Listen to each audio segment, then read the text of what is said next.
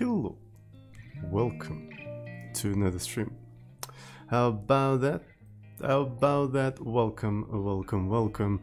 So today is Friday, and that means today, according to the schedule, we are supposed to be doing a Friday one-off stream. But the previous Friday one-off stream went so well, so I decided to continue it for 4 streams, and today is going to be the 4th stream on genetic programming. So I would really recommend you to check out today's command, and also the previous parts of the genetic programming streams. So you can find them actually here. It's a command playlist, if I remember correctly. Yes, it's a command playlist. So today we essentially gonna continue doing this thing. How about that? Hello everyone. Hello, hello, hello Stavsin. Hello Neutral Seconds. Hello Causium. Hello Mr. Botka, John Aiguduk, Droka 87, Press Mass to Marka, Neutral Seconds, Funk Chi, FD and Coke, Stavsind and Rack, Unruly, Aiguduk, Hertzen Plots, my god, JD and Coke subscribed with a Twitch Prime subscription. Thank you. Thank you so much. Your first subscription, by the way. And welcome to our Epic Genetic Programming Club. How about that? How about that? Thank you so much. I really appreciate the help. Travis, welcome, welcome, welcome. Hello, hello. So yeah, if you don't know what is a genetic programming, I can give you a recap. So essentially, genetic programming is a technique for optimizing a particular problem, right? So essentially, you are trying to find an optimal solution. So what you do, you generate a random solutions, and you have some sort of a cost function. So you calculate that cost function or fittest function, how this is how they call it in the industry. You calculate the fittest function for each individual solution. Then you take the best solutions and you generate new generation based on those best solution, also crossovering them and also mutating them, sort of emulating the steps that nature does during natural selection and stuff like that. And hopefully, eventually, after several generations, you will have some sort of like very close to optimal solutions. So this is how it usually works. Yeah, so and today we're gonna continue exploring that. Hello Freefu, Anna Both, apparently Potatoes, Zoke42, welcome, welcome, welcome. Really glad to see you all today. So essentially, what are we doing? What exactly we are optimizing in our particular case? This is actually very interesting. We are optimizing small creatures, right? We're optimizing small agents.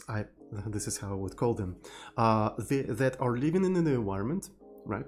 They're living in the environment, and they can try to find the food in the environment, and they can also fight with each other if they cannot find any sources of food. And their behavior is described with a state machine. And the state machine of a single agent is exactly the thing that we're trying to optimize. Right, so essentially a state machine of that single agent acts like a chromosome, right? And essentially we're generating random chromosomes, then we let them live in the environment, fight with each other, and then we take the best ones, we cross over their chromosomes, then we mutate them, and start the new generation all over again until we have something that can survive long enough. So yeah, again, the source code can be found here in the chat by project, and yeah, let's see what we have. So I think I want to fetch the latest stuff. Wait a second. All right, so apparently I do have the latest stuff, which is actually pretty cool. Origin master, and let's rebuild everything. GP. Alrighty, so let me do GP simulator. So this is how it looks like. This is how visualization of the environment looks like. We have a grid, right? We have a grid, and we have actually three kind of entities. So the first kind of entity that we have is an agent itself. So as you can see, it's a red triangle. And the reason why it is a triangle is because they have an orientation, right? So they can perform different actions, but they can only perform these actions to things that are in front of them. Right.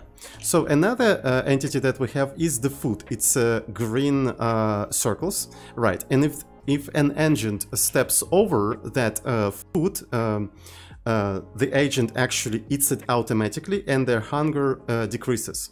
And we also have walls, which are just impenetrable walls.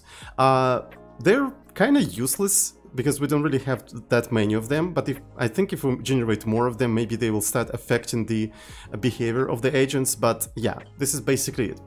And so with this application, you can actually step a single step of simulation, right? So, and just see who's gonna survive the longest. So the behavior is, as already described by a state machine. State machine consists of a sequence of genes, right? A sequence of genes. We can take a look at the sequence of genes. Let me see. GP. So I think it's described somewhere in the game. Gene, there we go. So a single chromosome, as you can see, this is a single chromosome, consists of several genes. It consists of several genes, and single gene is actually 4 things. It's a state, environment, action, next state. This is what they are. So state means that action only can be performed if the agent in that particular state. What is a state? State is just a number. It's just an arbitrary number. We don't know what that means. It's just one of the states the agent can be, right? It's just one of them, right? So what is an environment? Environment is whatever the agent sees in front of it, right? And what is an action? It's an action that agent has to perform while being in that state and seeing this thing in front of it. You see? You see what's going on here? So if the agent in this state and sees this in front of it, it has to perform this action. And then after performing the action, it has to switch to this state, right? And a chromosome is just a sequence of these sort of genes, right? So, and when we're interpreting a single step, what do we do? For each individual agent, we go through all of the genes of the chromosome, right? And just check if the state and an environment match, perform that action, switch the agent to the next state, and go to the next agent. Pretty straightforward. People who have studied CS probably recognize this kind of state machine. It's actually like very close to Turing machine, right? So essentially each individual agent is like a small 2D Turing machine. Right, it's an extended 2D Turing machine, and what we essentially doing, we are evolving small Turing machines that are fighting with each other. So yeah, should start with a first episode by, yeah, I would really recommend, if you are first time watching this kind of series, I recommend you to check out from the first episode where we developed all of that from scratch, completely from scratch, and yeah, all of the details are pretty much documented. Hello Everex, by the way, welcome. Hello everyone who just joined. So yeah, this is how it essentially works. I would like to at some point document all of that, right? I have some stubs in the README, but yeah, I just didn't have time to do all of that. The first episode is amazing. Yeah, unfortunately we didn't do any actual genetic programming for the first 2 episodes. We only started to do it on the 3rd episode, but I mean, it just takes, you know, a lot of time to prepare this kind of setup. Anyway, so we can actually step through this kind of stuff, like through simulation, and as you can see, none of them are doing anything useful. Some of them survive after some time, but not much, right? So at some point they all die. Then we can generate a new generation based on the best performed agents, and the new generation is actually way more active. It's actually way more active, and they do like more interesting things already. But some of them are still kind of stuck, right? But as you can see, they start to like die slowly, right? So then we can generate the next generation, and the next generation is even better. But we can also automate all of that. Hello, old man. Welcome to the stream. Yes, I'm gonna use mesh shaders for rendering this thing, but I'm not doing it yet. So, yeah. Hello, old man. And what's interesting is that we don't have to do that manually. We have a special separate tool that can do that for us. It's called Trainer, right? So what you have to do here, you have to put the amount of generations you wanna train them for and where you're gonna output all of that. Right, so let's actually train them for 10 generations and see, and let's take a look at the 10th generation. So the number here, the time here, is how much time it took to simulate a single generation. And as far as you can see, the time actually grows, like overall, like it slowly grows, indicating that it takes more time for them to all to die. But sometimes it just drops down, but yeah. And then it generates this file that we can feed into the simulator, right? We can feed that file into the simulator, and this is the 10th generation, right? This is the 10th generation, and this is how the 10th generation looks like. All of them are pretty active, and one thing you probably will notice is that they tend to bundle up like a lot, but not really in this case, I think. The reason why they bundle up is that because they're starting to fight with each other, because if they kill another agent, they essentially eat them, so that gives them a little bit of hunger improvement. So yeah, there we go. So you can train for more generations, but it will take a lot of time. Cannibalism, yeah, it is what it is. So essentially what I was trying to do is that I wanted to provide like 2 sources of food, just food laying around in the environment and the agents themselves, and was hoping that maybe we will develop different kinds of agents that specialize on finding the food in an environment and other agents that specialize in eating other agents. So yeah, so that's what is going for. But we're compiling this with O of 1. Yes, we do. And on top of that, we have very unoptimal data structures.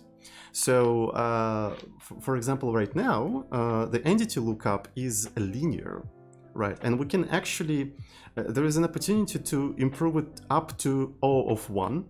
And on top of that, if we do O3 optimization, this kind of thing is probably going to become super fast. And also we have plans on using parallelization technologies, like maybe something like OpenMP or OpenCL to make it even more fast. So yeah, there's a lot of room for improvement. So this is essentially the recap of what we've been doing for the past like 3 episodes, and we're already starting to have pull requests. People were submitting pull requests to this project, trying to improve it, try to make interesting things and stuff like that. And I also prepared a bunch of other issues. And this is essentially what we're gonna do here. So let me take a look. So, first we're going to take a look at the pull request submitted by Zhiyang, right? So he submitted a pull request that actually improves the conversion of the behavior. So ensure an exhaustive set of genes when generating agents. Okay, basically this means agents are born with the knowledge of how to handle every possible tile in front of them under all their states, even if the action they choose to do is Pepega. Makes sense. In my testing, this made Pepeganess of the agents drop a lot faster, but there's no way to test it empirically, so with the same config. All right, that's very interesting. So there's also a comment here, and here is the code. So with generating genes, there should be a gene for every combination of states in the environment. So we're iterating through all of the states, we're iterating through all of the environments, and yeah, I see what you're doing here. And then we just filling them up. Okay. Then we are removing this thing. All right, we're removing this thing. Mate engine. As long as we copy all the genes in order, the invariant of state plus. This is interesting. So we iterate through all of the genes, and then we take the parents. Oh, okay, I see. So we basically iterate through all of the genes, and we alternate between the parents with the probability of 50%. Yeah. All right. So then we mutate the agents. Instead of completely mangling the genes, just change some characteristics. Since the condition is that we ensure every combination of states in an environment has a gene, the only thing we can mutate is action and the next state. Okay, that's actually a pretty cool idea. Yeah. So then we also remove states count and genes count because they become kind of obsolete. Alright, that's a very, very interesting idea, but I think we need a way to actually confirm that they start to converge a little bit faster. Right. We need some way to verify that. So what I'm thinking, maybe we can collect some information. Right, let's actually simulate, let's actually train them for, I don't know, maybe like 40 generations, collect their the time, maybe plot it, right? Maybe plot it and see at which point the curve actually flattens, right? Because at some point it will start flattening, right? Then we're gonna do the same, but for the Zhiyang solution, and then we can compare two plots and see if Zhiyang's solution actually flattens a little bit faster. So what do you guys think? I think it's a pretty cool idea. Okay, so I'm gonna do the following thing. I'm gonna do a training, all right, and let's actually do it for 40 solutions. I think 40 is enough, maybe even 50. Right, so we need like a pretty good amount of data to sort of confirm that, I think. So, and then I'm gonna do the output.bin. And I'm gonna redirect all of that to a separate file. Origin time txt. There we go. So yeah, who knows what does t mean? Does anybody use this command? It's actually a pretty useful command. So essentially, if you pipe your output to the t command with a file name, it will say everything to that file, but on top of that, it will also redirect the output to the standard output. So you're essentially seeing what is printed, but simultaneously the same thing is saved to the file as well, which is actually convenient. So you want to save the logs, but on top of that, you want to see them, how they go. It's actually pretty convenient. All right, maybe while we're waiting for different generations, for 50 generations, maybe somebody has any questions? I forgot that thing existed. Yeah, it's actually a pretty useful thing.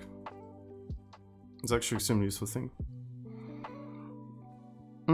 T is like incontinent. I don't know what that more means. Yeah, it's basically redirection, but it's a redirection to two places simultaneously. You redirect to file and output simultaneously. You sort of split the output. You're more like splitting it.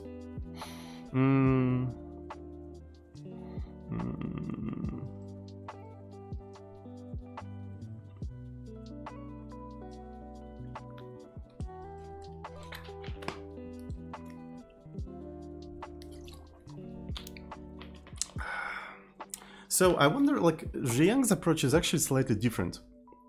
It's actually like a different approach to doing all of that, and I wonder if we want to like preserve the original approach and switch between Zhiyang's approach and original one.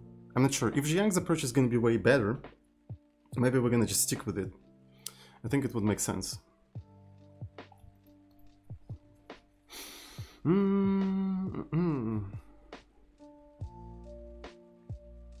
T input output print input and redirect write input output.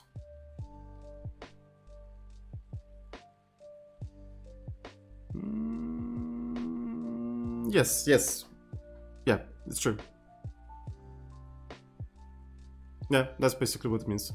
That's actually a pretty good description, but it's a description in Haskell.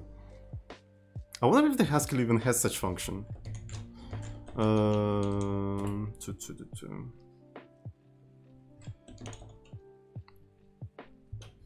you look at that? It literally does.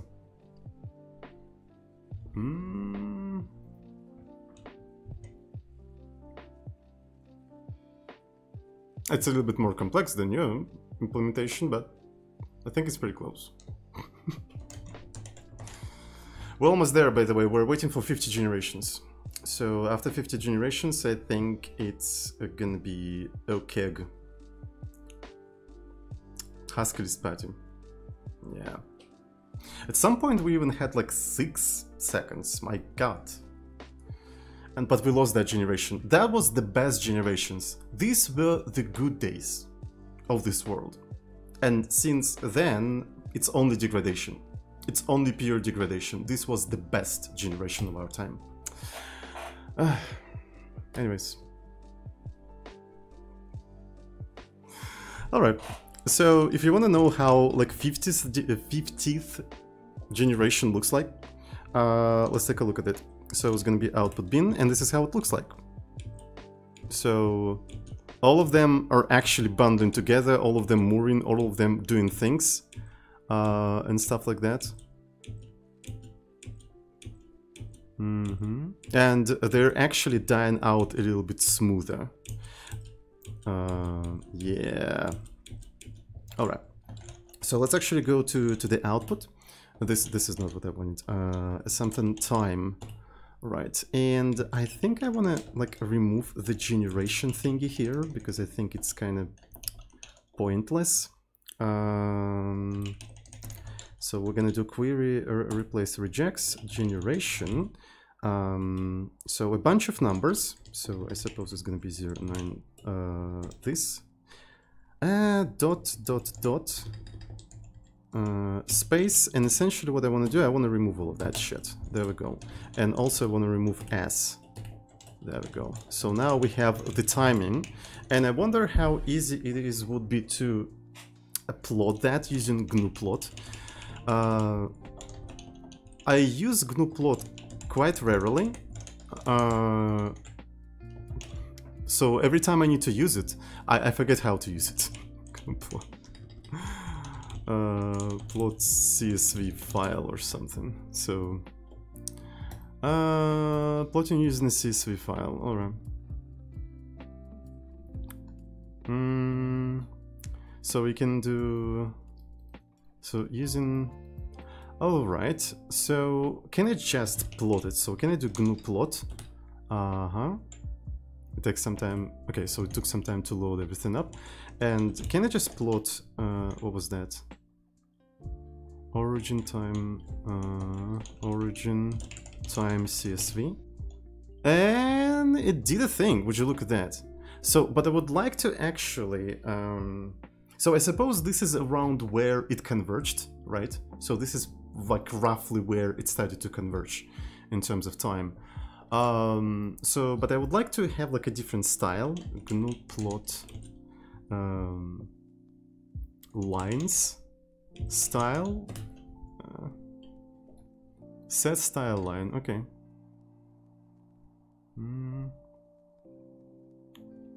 Set style line.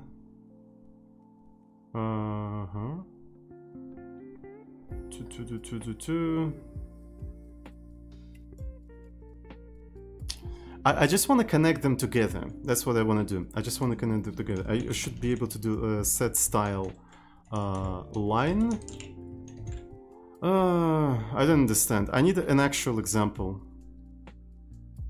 Set style line 10 later 1. All right. Can I? Okay, so I think I'm gonna try this thing.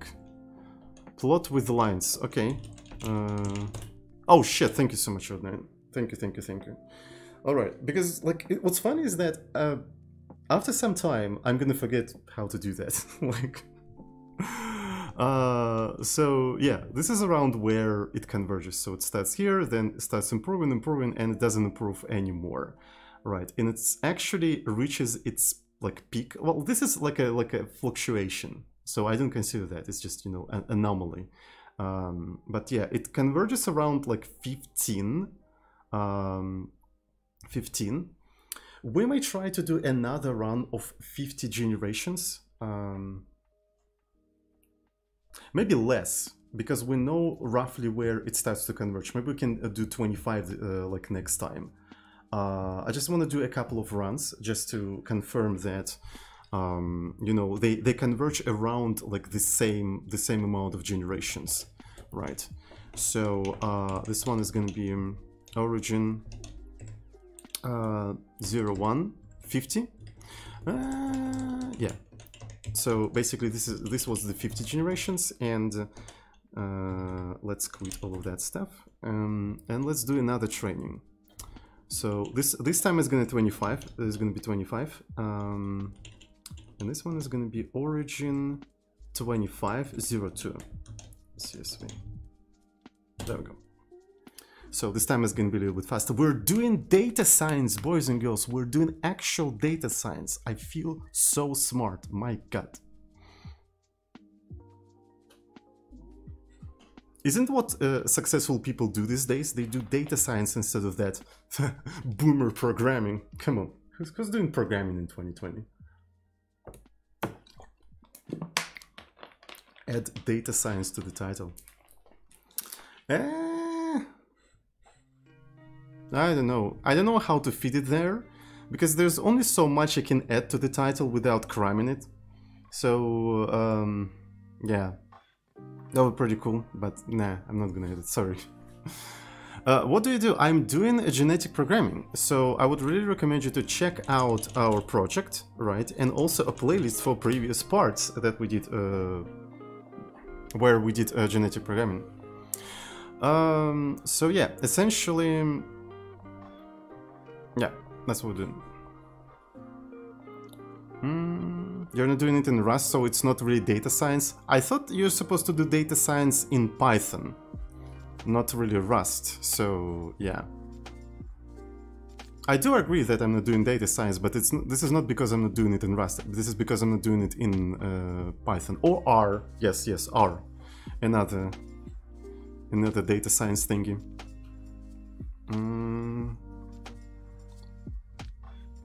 R stands for Rust. Okay, I didn't know that. Thank you so much. All right, so, and let's remove some, let's clean up the data.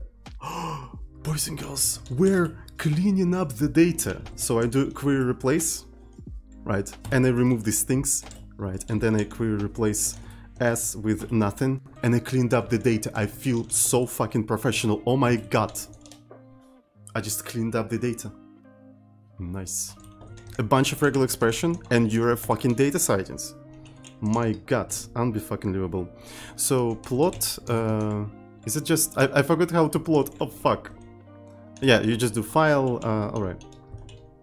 File 2502 CSV with lines. And it converges around 15. Do you get Timekeeper? No, unfortunately. I'm not a real data scientist. I'm actually, you know, an imposter, right? So the second run also converged around 15. So yeah. And I think, just to be sure, I want to run another run. So, and then we're going to take Zhiyang's solution and do the same thing, right? I'm going to do the same thing and see if it converges a little bit faster. Sonic kind of says not gonna lie, imposter. Yeah, sorry. Oh, what's up, Columbetka? Welcome to the stream. How are you doing?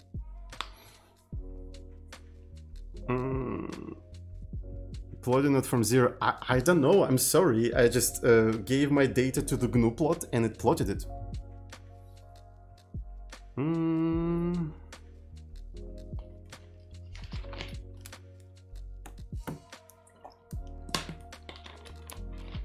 Fake data scientist.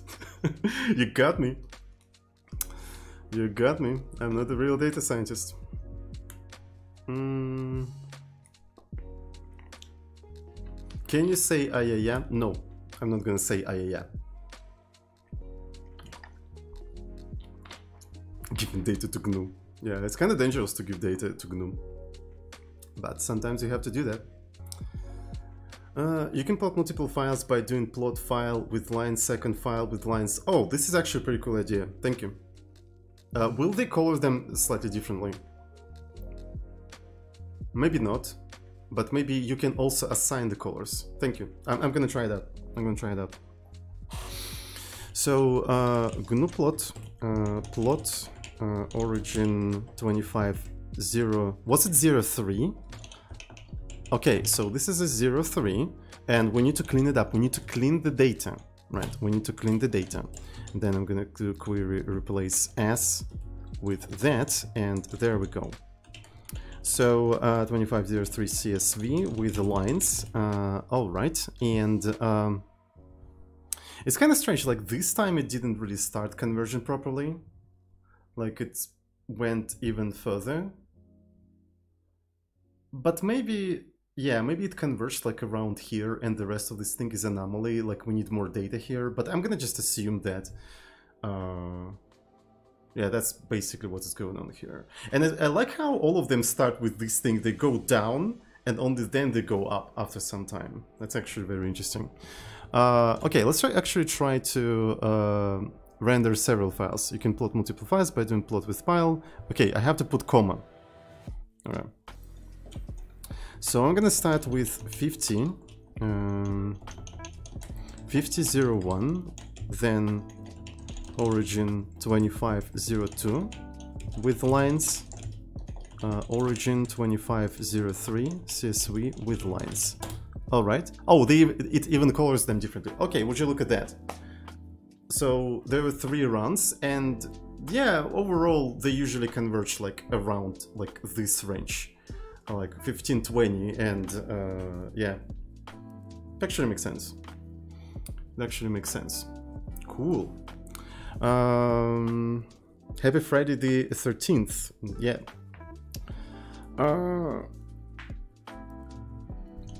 Happy Friday the 13th indeed. Alright, so that was actually pretty cool. That was actually pretty educational. So I think we need to do more plots in the future. Here, Hudson plots. Sorry. And let's actually switch to Zhiyang's solution and see how fast his solution converges. So GP. Actually, Epic Data Science. Yes, exactly. And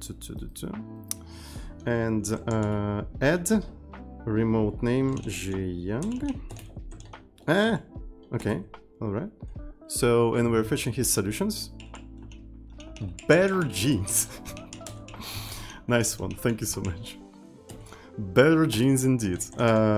So let's actually try to below that. And I want to run the simulation just in case. So here's the simulation. All right, so this is actually pretty cool. And in the first generation, they're already doing something interesting. Would you look at that? To be fair, Zhiyang's solution already produces better first generation than mine, so that's actually kind of cool. So this is just a first generation. All right. So let's take a look at the 10th generation, right? Just how a 10th generation behaves. So we're gonna do train 10 output bin. We're not gonna collect any timing data yet. Just the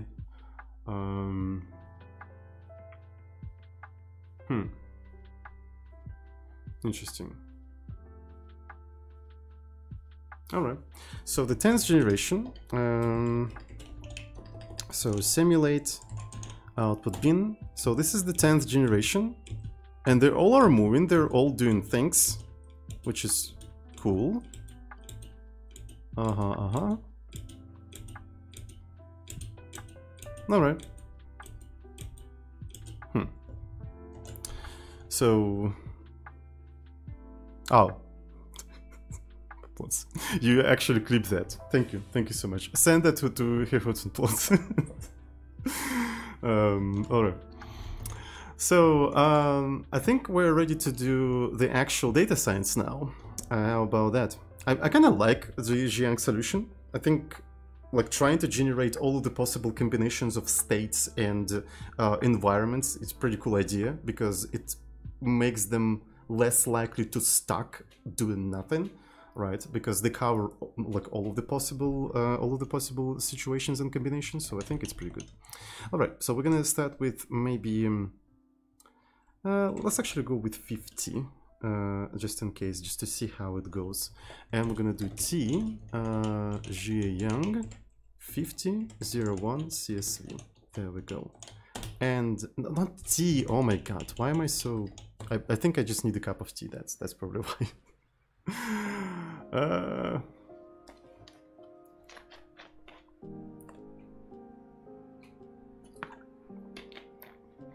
Alias TT, yeah.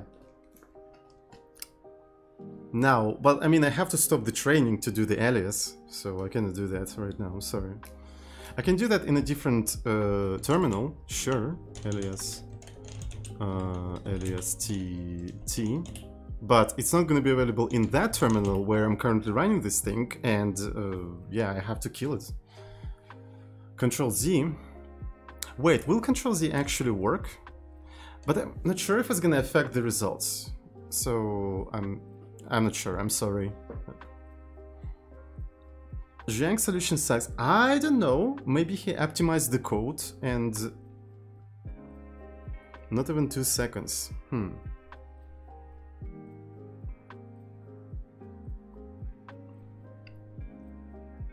It doesn't even reach the 2 seconds, but he didn't change the simulation code.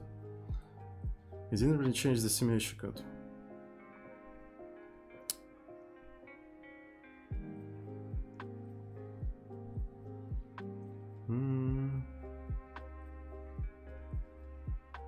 Maybe it reduced the number of calculations. We're only timing the simulation actually. So if you take a look at how we do that, trainer. So the only thing we're timing here is stepping through the game. We're not timing making next generation. We're not timing next generation. Okay, so let me see. Not the absolute times. This is why we'll need to make like several runs. Boom. Okay. So GNU plot Zhiyang 5001 CSV with the lines. All right, that's kind of interesting. This is 50 generations, by the way. This is 50 generations. Huh.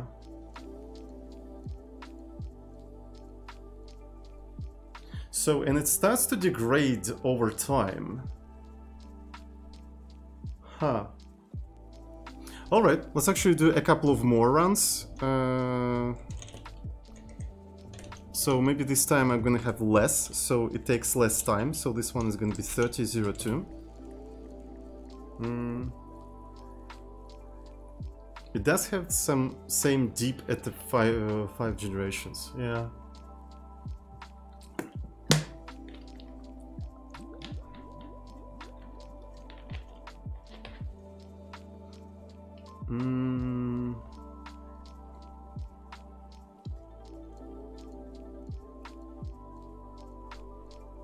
It's kind of hard to know. Like, I think we'll need more parameters.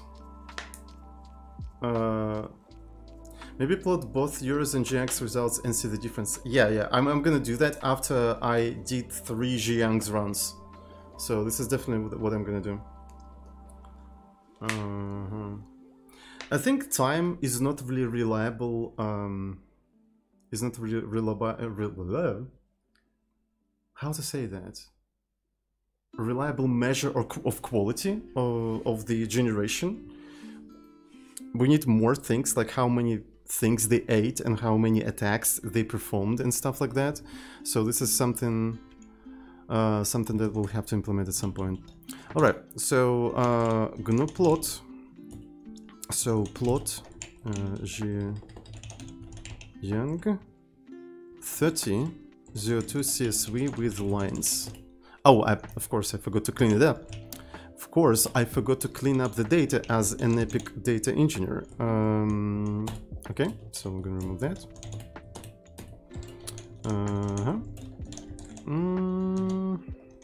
I don't know why I quit Gnuplot. I think it was absolutely dumb, but interesting. That was it's kind of strange. Like it stagnated at this point and then it jumped. Like there was some sort of like a revolution, so some sort of combination of genes was found and it carried along and stuff like that. So that was interesting. All right, so and let's do the last one. You should probably have distribution graph for how long all of them survived. Yes, that's exactly what I said, by the way, but it's not as easy to implement as just run this thing and plot time with the GNU plot, because that means I have to go to the code, make some modifications, prepare the entire like pipeline and stuff like that. What I want to do right now, I want to quickly just check and compare somehow. All right, so I do realize that I need to do like a better job at comparing these two solutions, but right now I just don't have enough tools to do that, so I really apologize for that. So I just want to quickly compare and just see what's the difference.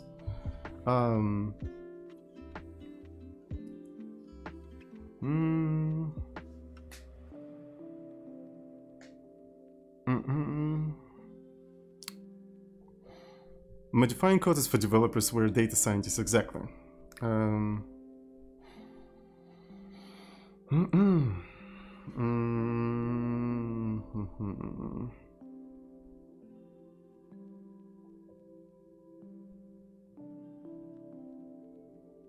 You have to write a paper in LaTeX to be a true data scientist studying. I actually did write in LaTeX my final thesis at uni. So am I a scientist now? Probably. I don't know. So GNU plot, and we're gonna do plot Jiang 3003 CSV with lines, right? And I forgot to clean it up yet again. 03, query replace this thing, ruin it, query replace S, nothing. There we go, one more time, and there you go. So actually Jiang's a little bit more inconsistent than mine, but that's okay. Okay, let's actually compare all of the Jiang solution, right? It's going to be 1, then Jiang 3002 CSV with lines, and Jiang 3003 CSV with lines. Maybe just write a simple shell script to clean the data. I actually already did all of the runs, so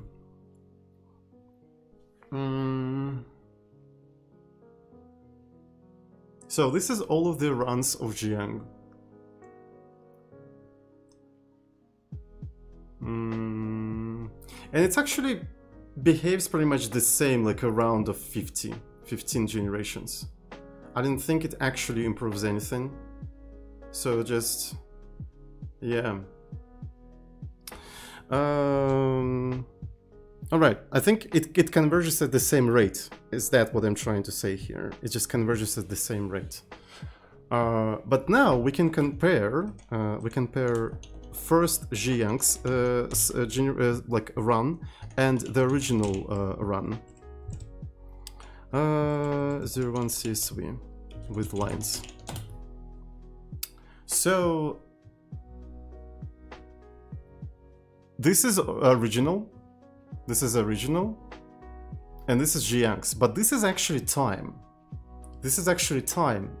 And what does time tell us about? What does time tell us about? We're timing only simulation. We're timing only simulation. We don't time generating new generation and stuff like that. We're just timing that. And the question is, did Jiang modify simulation? He modified gitignore, he modified the game. Within the game it's generate new genes, right? Made agents is not related to simulations, mutate agents is not related to simulation. he did not modify anything related to simulation. So that means the times between my solution and Zhiyang's solutions are comparable because we time only simulation. So yeah. Aren't steps more reliable than time? They are, but that means I'll have to start over again. Okay, let's actually count the steps. I think it would be a little bit more fair. I think it would be a little bit more fair.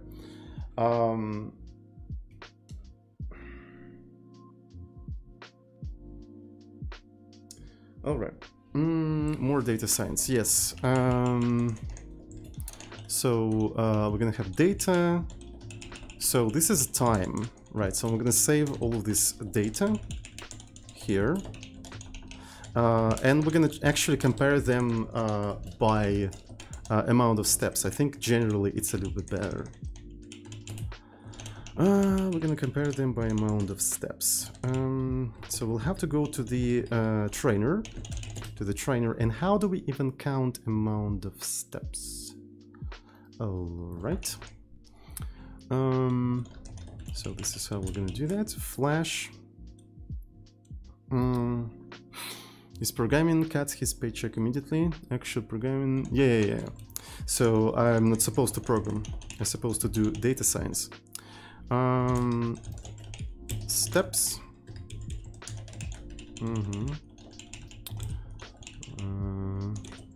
Steps +1.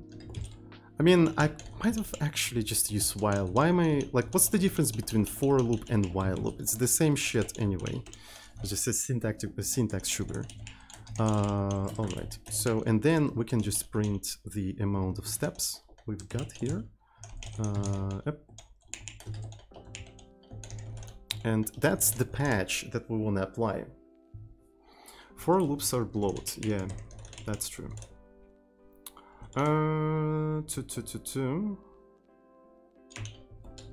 So where am I? Am I on the original solution? Yes, I am. So here's the patch. I probably want to save it at some point.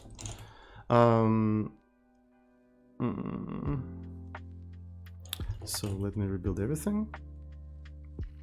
Right. And if I try to train, GP train, 10 generations, output bin. Wait a second, it didn't work because I'm supposed to not print that. Yes, I'm supposed to not print that. Right, I want to print only numbers so it's a little bit easier to plot later. Yes, that's quite important. That is quite important.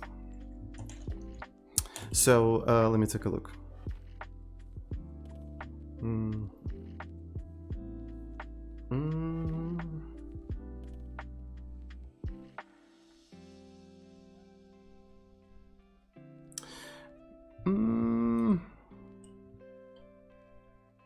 Okay, so that's actually pretty cool.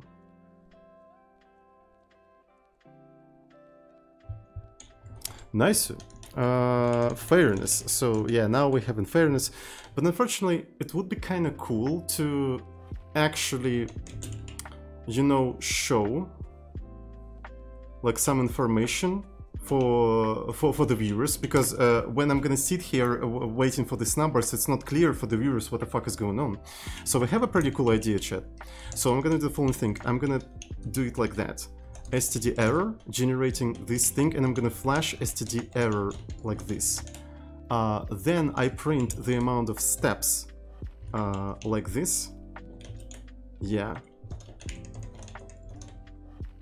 The longer programs, the more content sorting has. Well, I mean, content is something people want to watch. If there's nothing to watch, people are not gonna watch that, so it's not really a content. Right. Save to the file both time and steps. I'm trying to minimize myself work. You're suggesting for me to do more work for cleaning up the data. I don't know why you're doing that. Maybe you hate me. But yeah. So essentially, if I do something like t, origin 10, 01 CSV, right? Okay, this shit didn't work, so that means I'll have to do it like that. Alright, whatever. So, let's actually start it like this. So we're gonna have 30 generations, this is 30, and, yeah, there we go. We'll have to do it 3 times.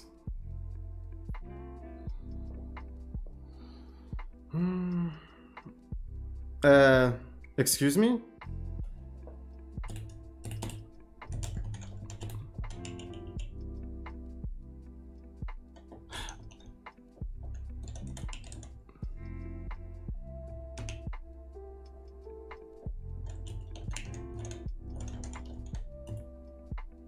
What did I do? I just do printf LG steps. I don't see any steps now. You removed the flash. Well, cool. But it has a new line. It has a new line. New line usually triggers flash. So... yeah, exactly, so it's weird. We don't print generation, what are you guys talking? Oh my god.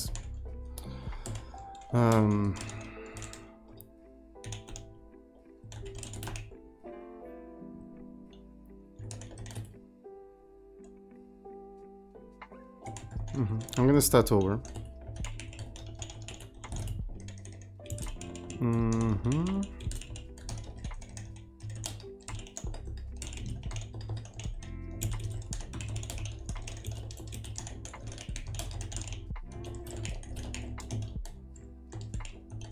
I don't know what I did, but I'm just starting over.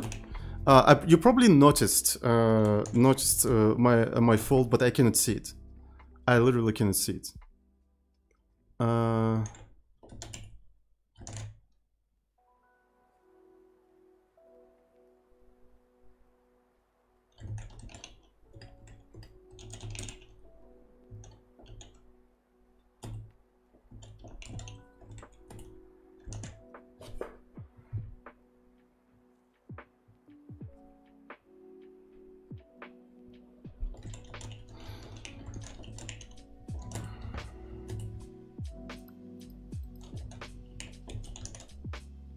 Flash doesn't help, by the way.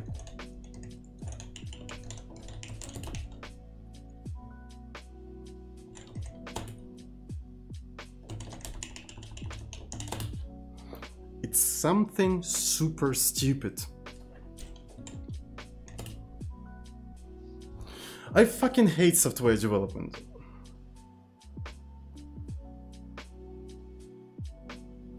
Okay. If I tee it now to origin 3001 CSV. What did I fucking do? It didn't work with Flash, it didn't work without Flash. And now it's all of a sudden fucking working. Whoa. Alright. Okay. Let's just start it. Let's just start it.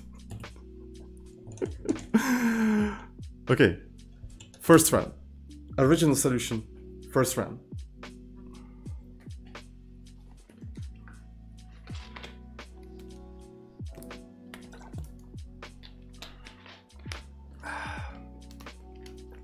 Is it even improving? Are you improving, son? It is improving, so as you can see, there's more steps over time.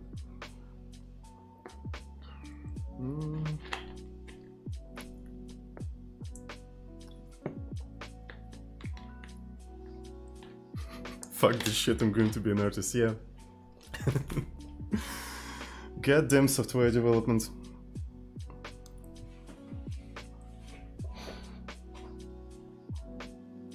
I'm gonna be an artist. Performance artist.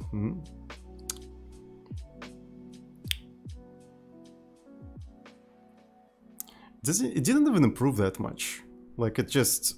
The original was 26. And we improved it, like, we added, like, additional 6 steps. Essentially. 4 to 6 steps. But it's around 30 anyway. It's actually around 30. Then... My name is Sven, and I'm an artist. Performance artist. I measure performance of my applications. That's why they call me a performance artist, am I right? It's funny joke. The stages of development, nothing works. Yeah, classic.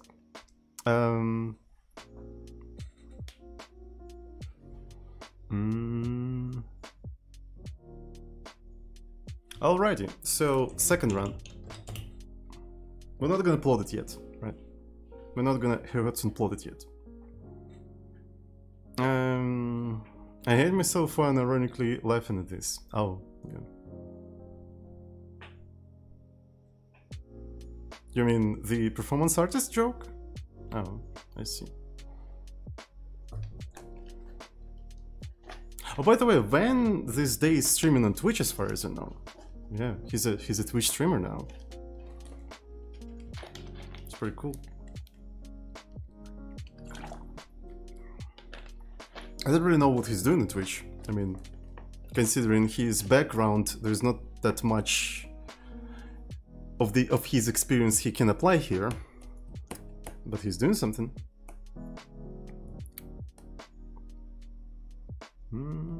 Progress is not that good, just 6 steps longer than initial values on first step. Thank you so much, I didn't notice. Thank you, Tapka Wild.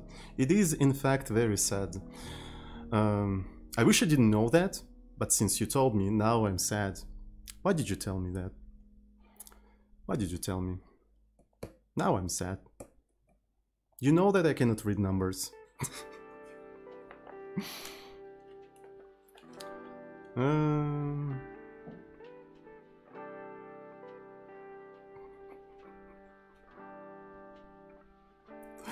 We're gonna improve it today, Odd9, okay? We're gonna improve it. I have a couple of ideas on how to make it faster. I mean, to be fair, since we're not relying on time anymore, we could have actually enabled optimization. Yeah, I suppose. We could have done. If only I had mesh shaders, exactly. Alright, the third run.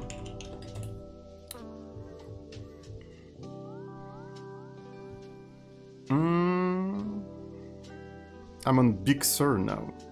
macOS dance game.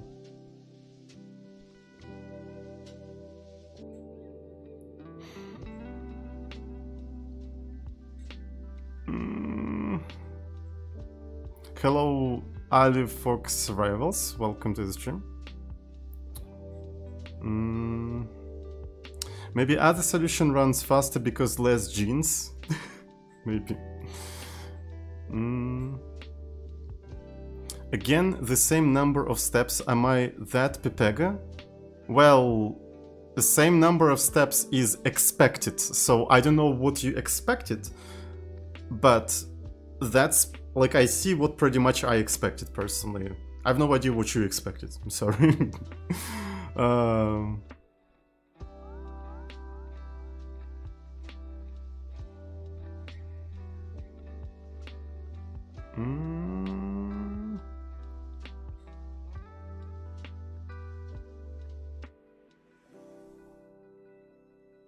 Always even number of steps. Yeah, it's kind of sus.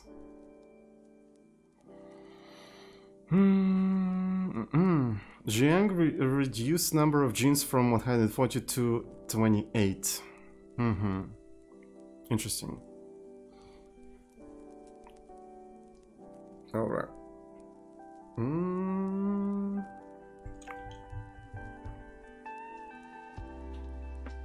We're almost there, by the way. We're almost there.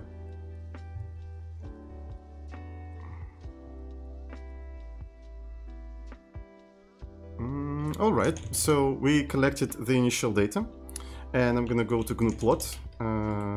Plot origin 3001 CSV with lines. 3002 CSV with lines, and origin 3003 CSV with lines. And let's see how it's gonna go. Oh, that's what you were talking about.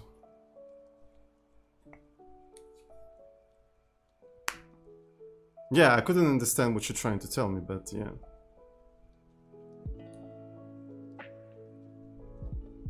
Oh, yeah. That's really strange. What the fuck?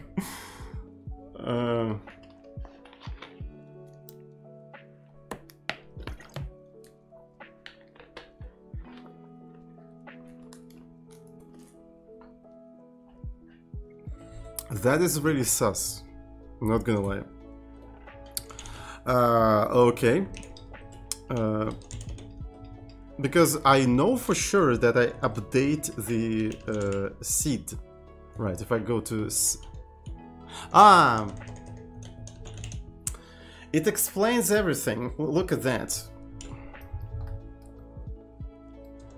We're just using the same seed. There's no point in even trying... Oh my god, I'm so dumb. It's using the same seed for...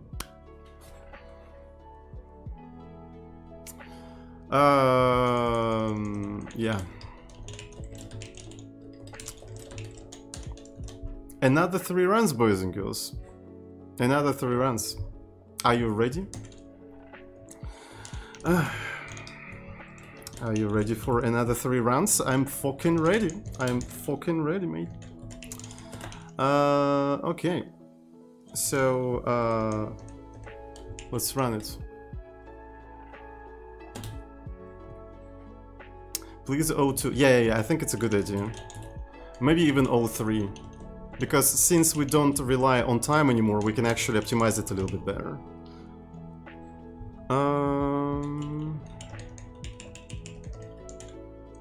There we go.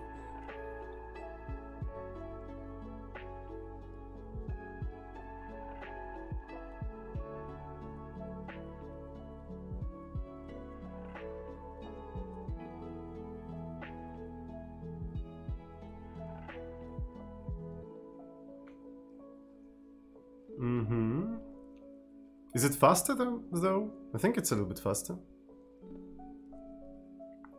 That speed though, exactly. Super fast. Super fast.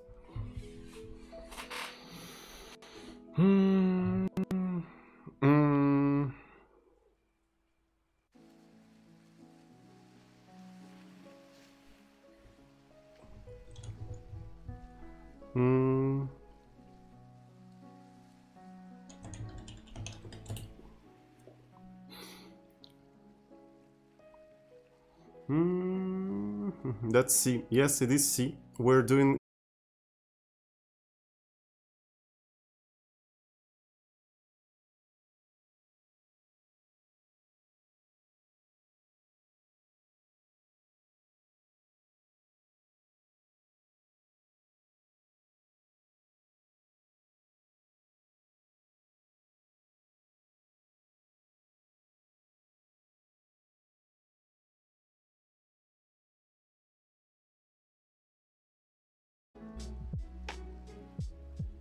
Refresh your page. Refresh your page. Refresh your page. Refresh your page. Refresh your page. Refresh your page. Hello, welcome back. I have no idea what happened, but something horrible happened. My internet just went down. I'm really sorry about that. Yeah. So, but at least I was doing runs while I was offline. Welcome back. So, yep.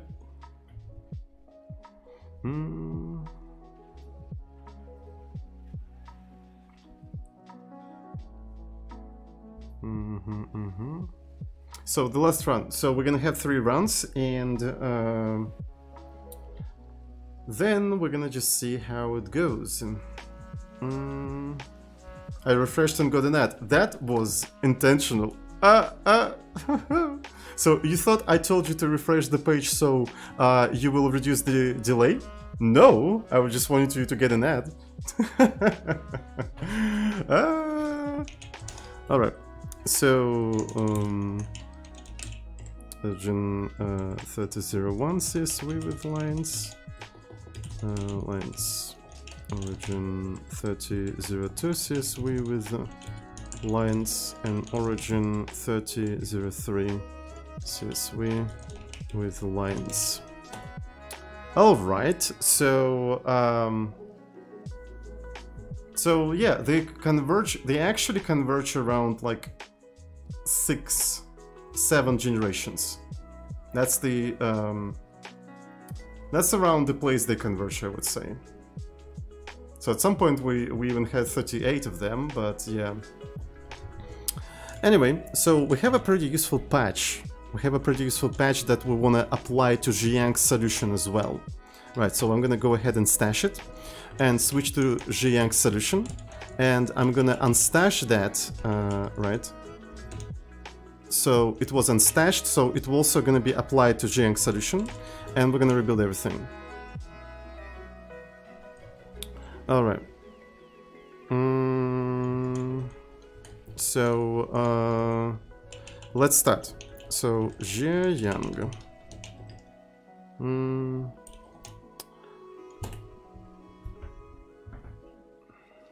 Maybe average out the data. I don't know. Maybe.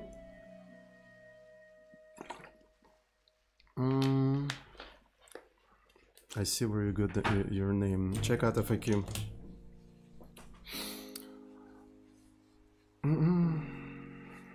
Check out the project comments.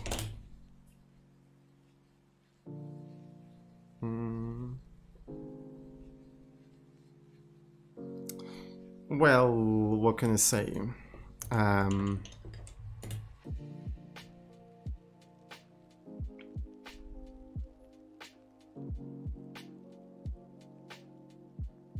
It's evolving just backwards. Yeah.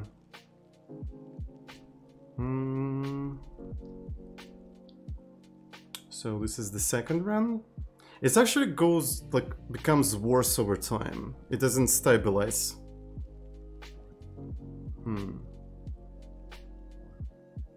It does not stabilize, fortunately.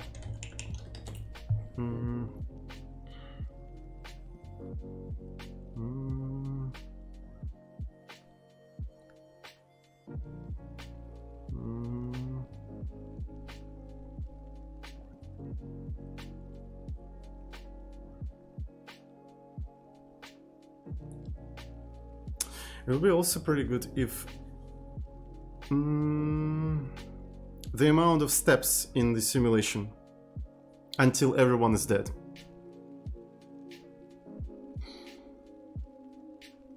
Alright, so let's do gnuplot now. Plot Zhiyang 3001 CSV with lines. Zhiyang 3002 CSV with lines. Zhiyang 3003 CSV with lines. All right. Oh no no no no no no no.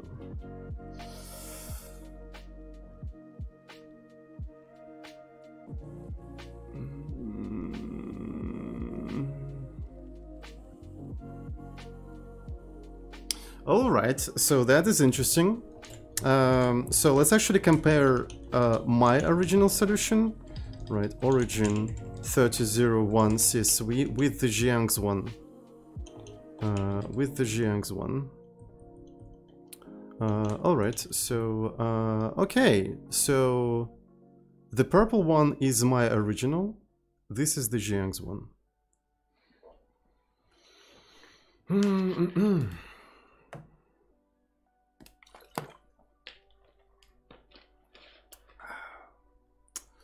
So I don't know. I don't know. I guess maybe we should make some sort of a report. Is it possible to save? You can export to image, right? You can export to image.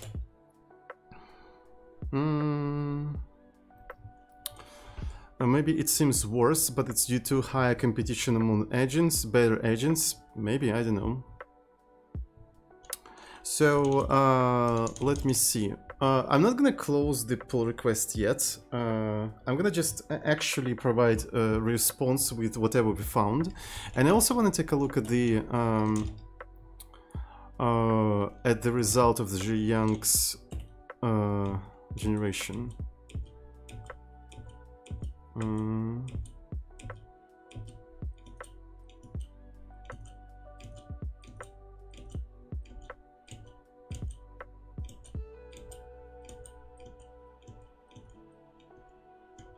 What's up, Zhejiang? Welcome to the stream. We're actually looking at your solution and we're trying to see if it's better or not.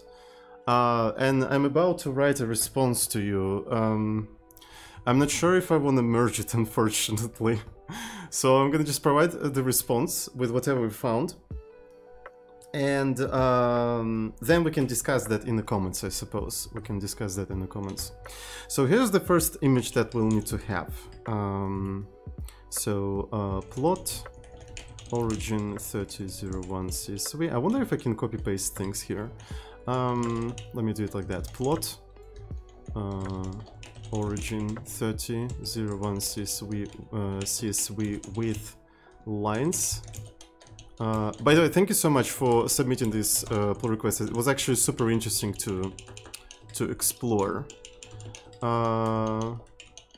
Because we did like an actual data science and stuff.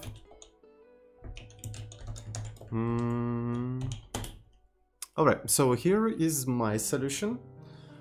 Right, it converges around this time and stays more or less stable over time. So this is actually 3 runs.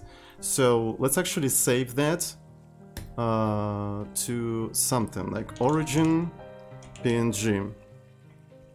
Origin PNG. So that was saved.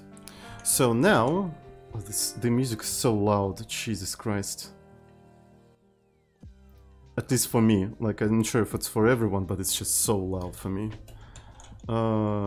Query replace, origin Zhejiang. Right, so Emacs. Now, this is your solution, Zhejiang. So it's 3 runs of your solution, and this is the amount of steps, by the way. Amount of steps it took before everyone died. So it converges just backwards. Yeah, so this is your solution. Zhejiang PNG. You can also do something like plot 0 file with lines to make sure that we always have 0 value on the graph. Alright, so, but I already saved the, so I have to start over again apparently. Thank you so much. So let's give it a try. Do I have to do that in front of which file? Let's see. Let's see. It didn't work.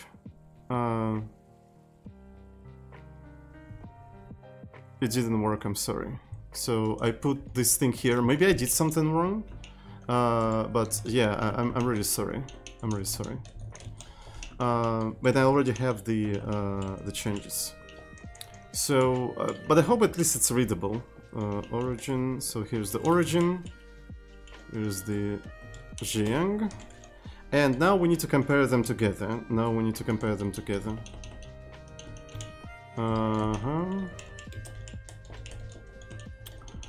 So, something like this. Let's just plot them. So, purple is my solution. Green is Zhejiang's solution. So this is the amount of steps again in generation. Over 30 generations. Alright, so and I'm gonna export that to the image.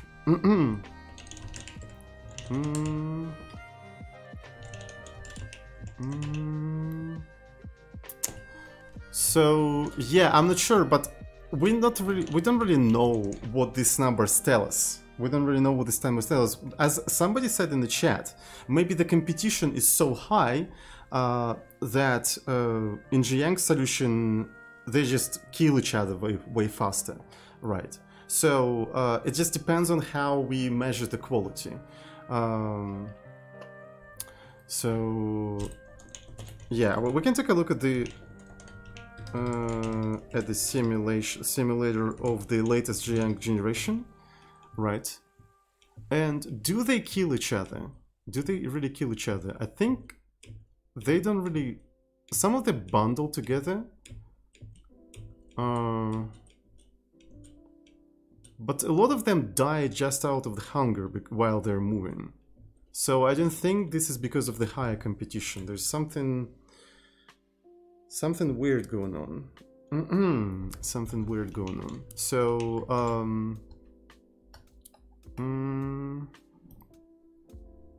so let's actually also write the comments.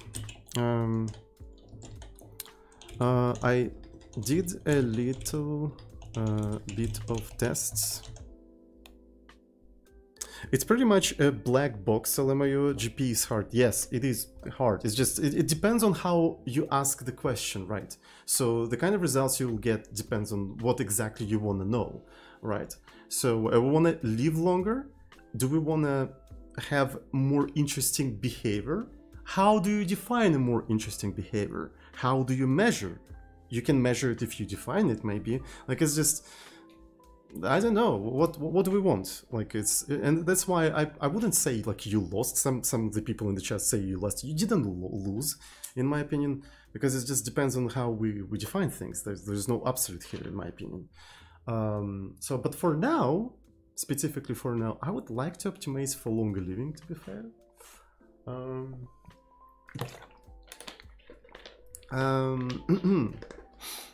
So for more steps in the simulation.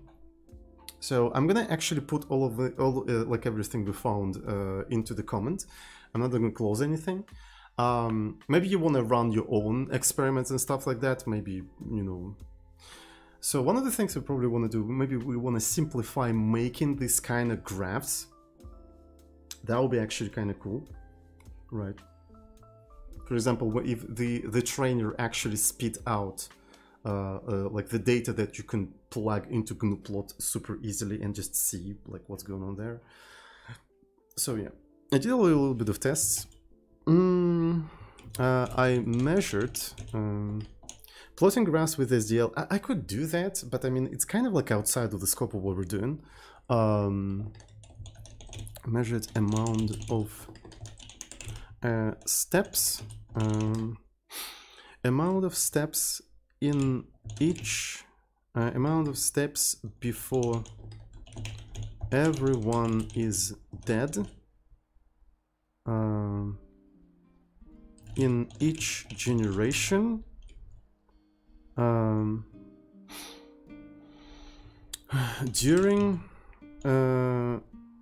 During 3 GP trainer runs. Here are some graphs. Original behavior. So here we're gonna have like origin PNG. Yeah, your modifications. Here are some graphs.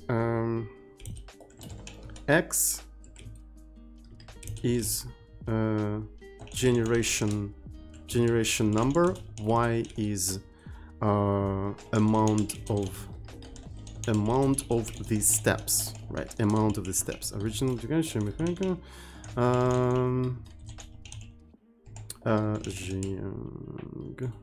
PNG. Comparison. So origin PNG. Okay, so this is going to be the comment.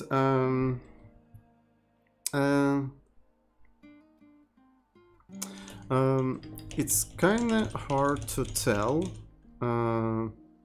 what is better because it depends on what we are trying to optimize here.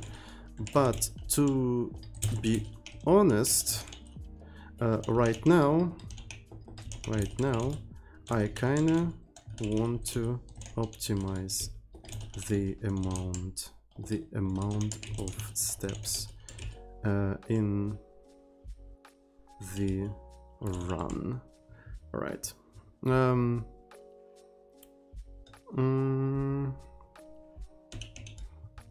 So I don't know what to make of it. Alright, so let's actually put it here.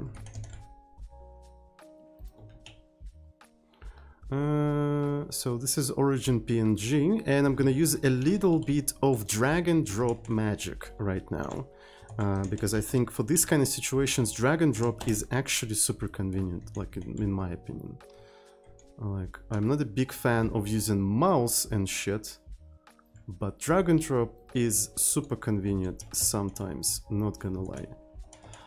i3.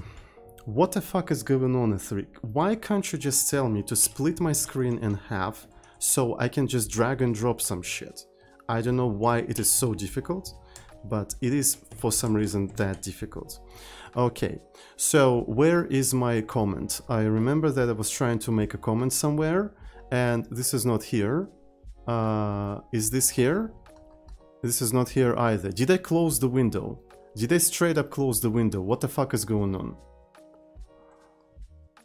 I feel like I closed the window. I don't know. Oh, here it is. Okay, okay, I'm an idiot. Alright, so here we're supposed to have origin PNG, and I can drag and drop it here, so it will embed it there. So there we go. So this was embedded. Alright, so alright. So your behavior. Oh shit. So this is how it's gonna look like. And then the comparison.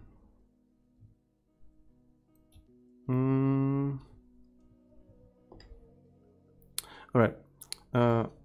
So I'm not gonna merge it. At this moment. Really sorry. Really sorry.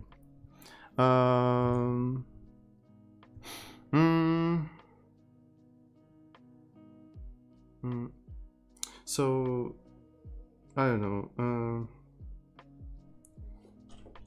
Feel free to close this PR if you don't plan to do any future experiments. So I guess I'm really sorry, Jiang, but right now I kind of want like more steps, and it doesn't really work out. But yeah. Okay, so this is how we're gonna do that. Rank, thank you so much for your contribution. I feel so bad because I actually like asked you if you want to contribute that, right? And now I'm telling you that I'm not gonna merge it. Why am I such a bad person? I don't know. Alright, so thank you though for spending your time on that. It was actually super interesting, like exploring all of that, making a couple of runs and see the differences between the solutions. So, but yeah, thank you so much. It was super interesting. It was educational as well, by the way. So I wouldn't say it was a waste of time. It was really educational, and yeah, at least I remembered how to use GNUplot. Jay will be fine. He's dealing with Java developers every day. Yeah. Thank you so much, Yang. Cool. That was interesting. So I guess I can say that we're done with this pull request, and we have another pull request. Did you click comment? I think I did. Yeah, I did click comment. So maybe you need to refresh the page. Yeah.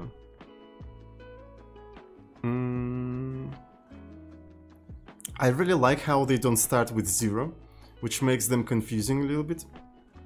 But yeah.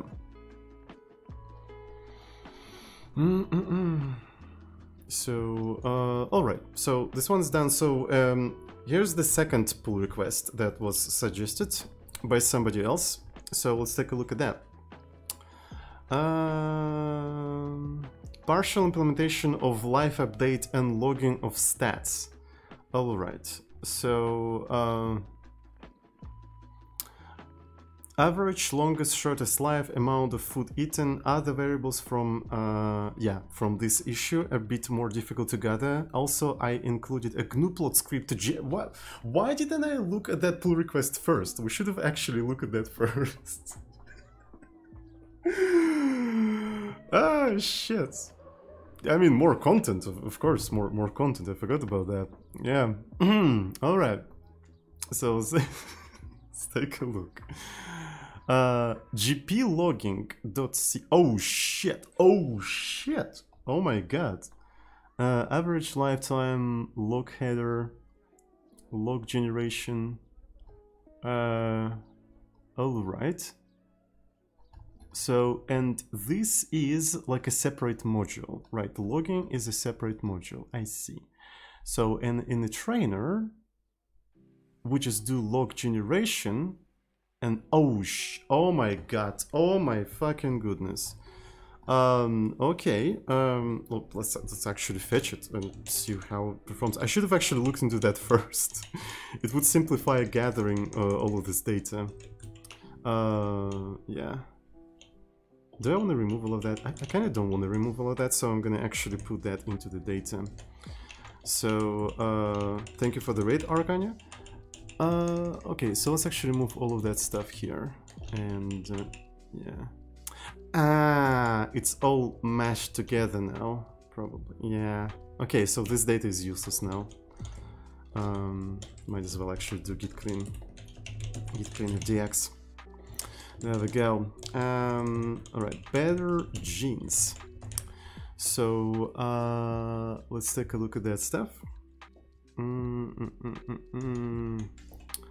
GP. Today is a pull request day. Nice. By the way, after we merge this pull request, you can probably use these changes, Riang, for like maybe exploring your solutions and your approaches and improving your solution, if you want, of course. So yeah, we'll see how it goes.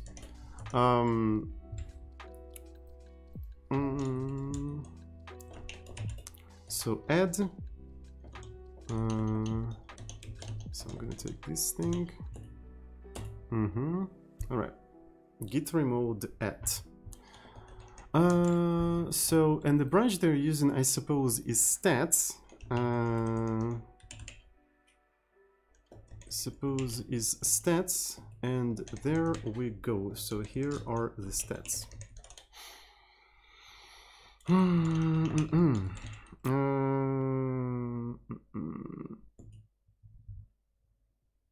So what I wanted to do, I wanted to build everything and see how it goes.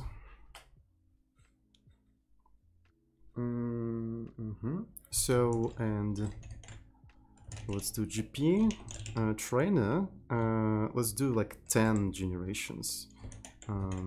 Oh yeah, we're not having any optimizations now. We're not having any optimizations because I removed all of that. Did I? Yes, I did. 03, and let's redo all of that with 03. There we go.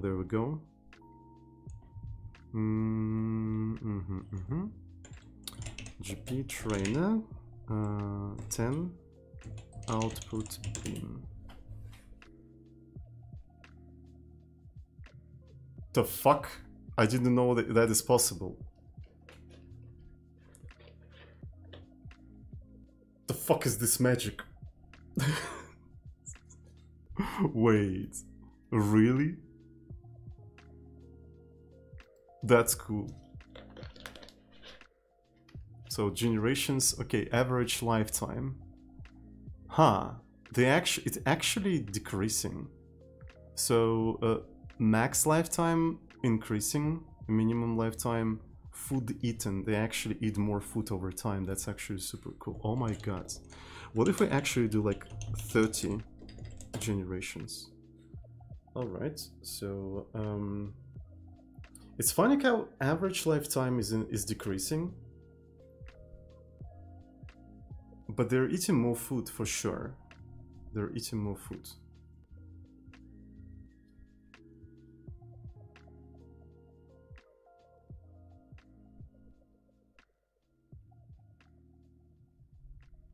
I'm impressed actually. What the fuck? This is so cool.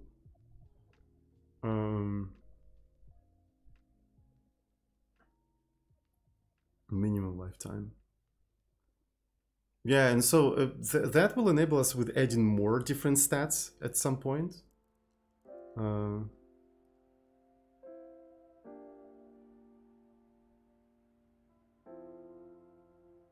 Okay. It's funny how average lifetime decreasing for some reason, right? Like it's not decreasing; it's actually more or less like stable. Well, yeah. But they do optimize food consumption at some point. So how many? Yeah, we did 30, and this is the result. So minimum lifetime, maximum lifetime, average lifetime, maximum, and food eaten and stuff like that. All right. So I really like that. I wonder how exactly that is achieved.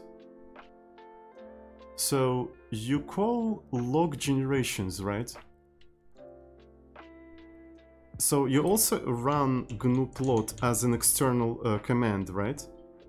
So Fang-Chi gifted a tier 1 sub to John. Thank you. Thank you so much for gifting a sub and supporting the channel. And John, welcome to our Epic Data Science Club. You're in. You're invited in the Epic Data Science. You passed the initiation by passing a pretty cool changes. GNU-plot minus P.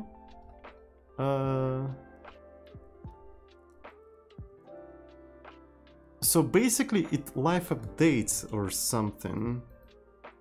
Log header. Like I don't understand how it live updates or...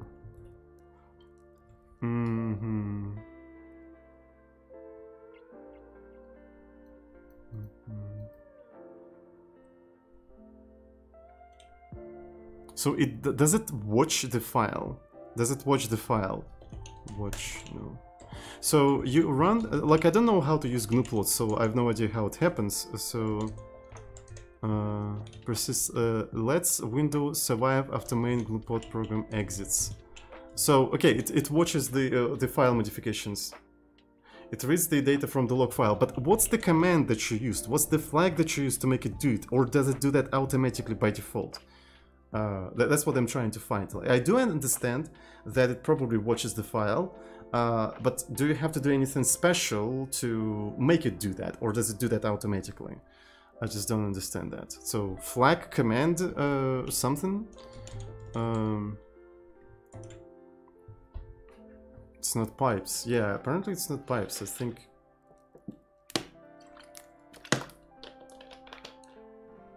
I just gave the GNU-plot the file name. Oh, okay, so that means it does that automatically. Okay, interesting. I didn't know that GNU-plot does that. But I guess it makes sense, right? Because quite often you want to have a program that just, you know, appends the data to the file and you want to see it dated live. So, yeah. Cool.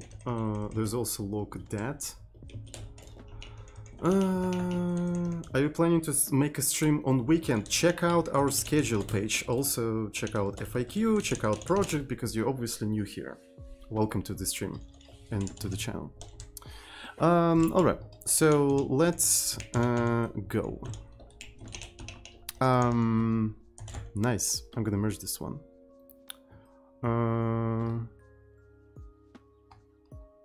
So I'm not gonna close the issue yet, because maybe in the future we're gonna add more parameters there. And yeah, that is very, very interesting. Okay, looks good to me. Thumbs up. Thank you for your contribution. It kind of makes it depend on GNU-plot, I'm not gonna lie. But I don't know. Implementing our own plotter is kind of outside of the scope of the project, so it probably will take too much time. so I'm not gonna do that. So what if I don't have a GNU plot? So that's an interesting question. Will it work? So what if I do apt purge purge GNU plot? Right. So I'm gonna remove it. Is it gonna crash? Is it gonna crash? So I also updated recently, so I probably need to remove old Linux headers. We'll see.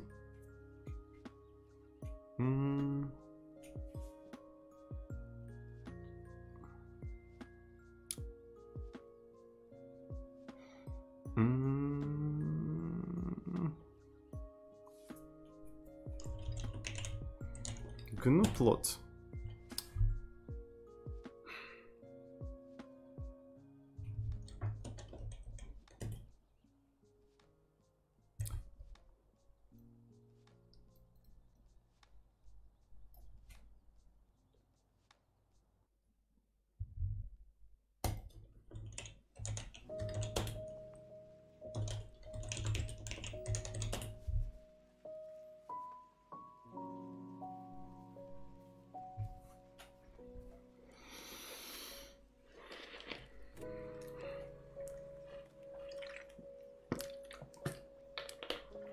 Fucking classic.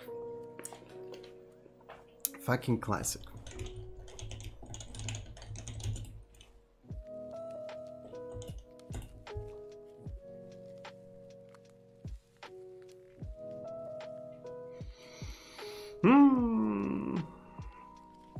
Year of the Linux is coming. It's fucking coming.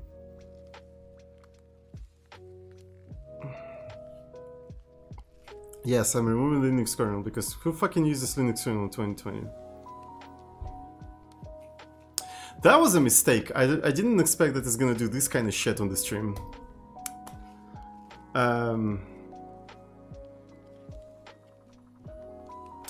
Oh, wait a second.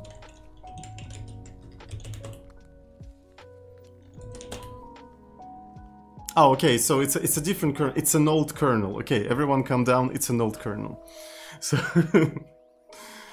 yeah, rest in peace, network devs. So I think it's yeah. F in. Why am I doing that? Like, couldn't. And I'm actually afraid to do Control-C right now, believe it or not. Like, so it's obviously doing something very important. Oh yeah, I also have a Windows on this machine. Yes. Yes, I do have a Windows on this machine. I completely forgot about that, by the way. God damn it, exposed. Anyway, fucking exposed. But I don't use it like ever. So trust me, I don't use it. I don't use it. I swear. Alright, so I think we're done with the pull request, and the time has come for an actual software development. So I want to improve the entity lookup. Why are you using Windows? Because I work as a freelancer sometimes, and sometimes some clients want to do some shit on Windows. I don't know, it's just, you know, this kind of stuff, no? Alright.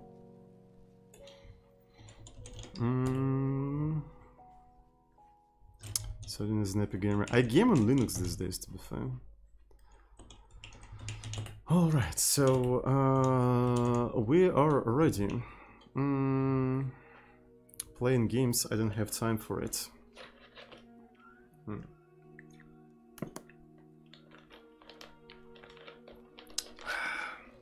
Do you know Win32 API? I know it exists. So yeah, let's make a small break. So small break. 3 minutes? I think 3 minutes should be okay.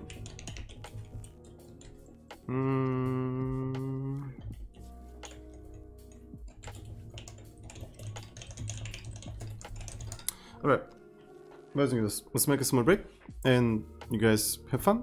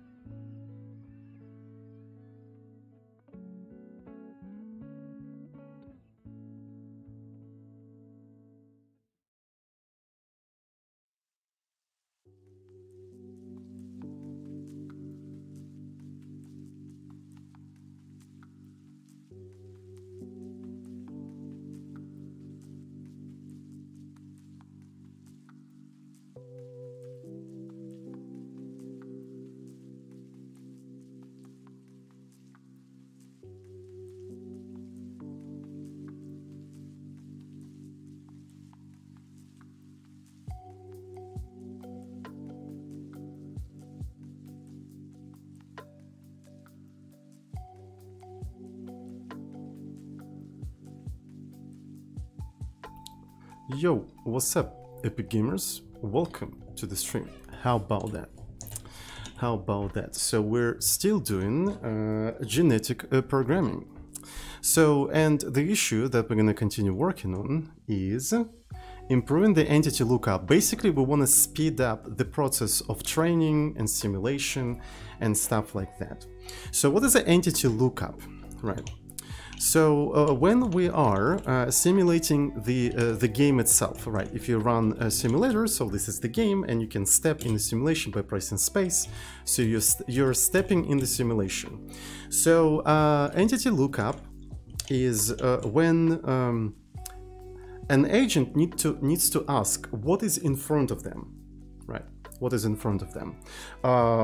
Whether there is another agent in front of them, or there is a food in front of them, or there's a wall in front of them. So right now we do that linearly. We go through the list of foods, through the list of agents, and through the list of walls linearly, and if we find the matching coordinates, we return this as a result of a query. So which is also not optimal. So I was thinking of the ways to improve it, and I think there is like a super easy way to make it O of 1 instead of linear. It's when you're looking up entities. Yes, exactly. You're 100% right. So, and this is what we're gonna try to speed up. So where exactly we're doing? I think we're doing that in a step game, right?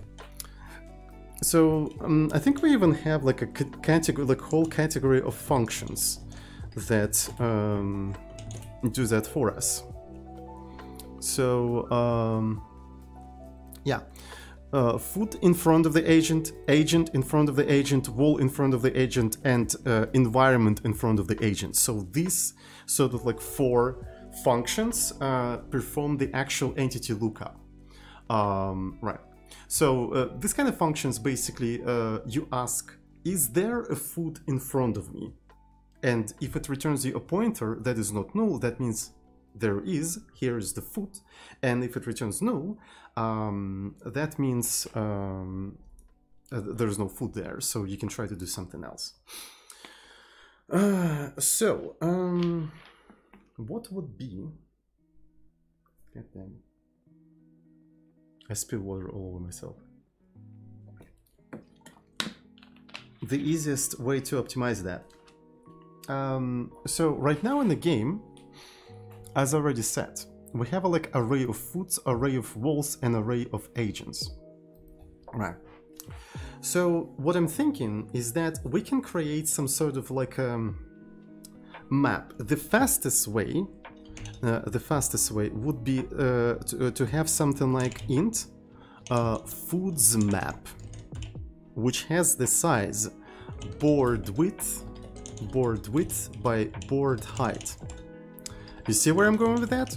You see where I'm going with that? So essentially it will let you check whether there is a foot at XY coordinate in O of 1. It takes a little bit of memory, right? It actually consumes like relatively big amount of memory, but luckily we're living in 2020. And as you know, in 2020, memory is cheap. So I think I'm gonna go with that solution because it's super easy to implement by just consuming more memory, and it's gonna be super fast because you just look up and there you go. You don't need to implement any sophisticated data structures, no hash maps, no like black red trees, nor any of this stuff. It's just an array. It's just a simple array. I would even say it's a perfect hash map. It's a perfect hashing, because for each of the key we can actually perfectly map it to a single cell without any collision. Yeah. See what I'm talking about? So yeah, this is gonna be an attempt, and I suppose we still want to have foods array. We still want to have it because food can be eaten, or yeah. And we usually consume the food by marking it to be not eaten. But to be fair, with this kind of array, if there is a food there, we can just have 1. If there is no, 0. So let's just start working on that and we'll see how it goes. So yeah, first I want to do a simple control run of how fast all of that goes. So we're gonna do a simple training, right? GP trainer, yeah, let's actually recompile everything from scratch just to be sure. And also maybe create a separate branch. The branch is going to be 2. There we go. GP simulator, a simulator, and let's do a 30 runs. Like let's do 30 runs to the output bin.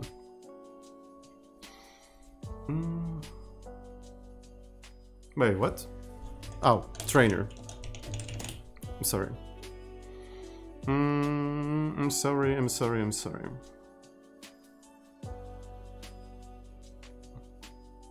So essentially what we're looking for here are the times, right?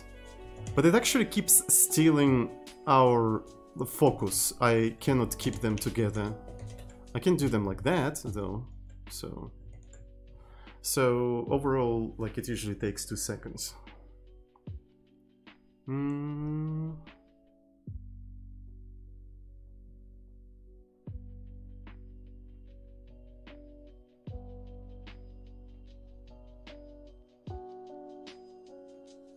And by the way, keep in mind that I don't have GNU-plot installed on my machine, according to apt package manager. Just a heads up.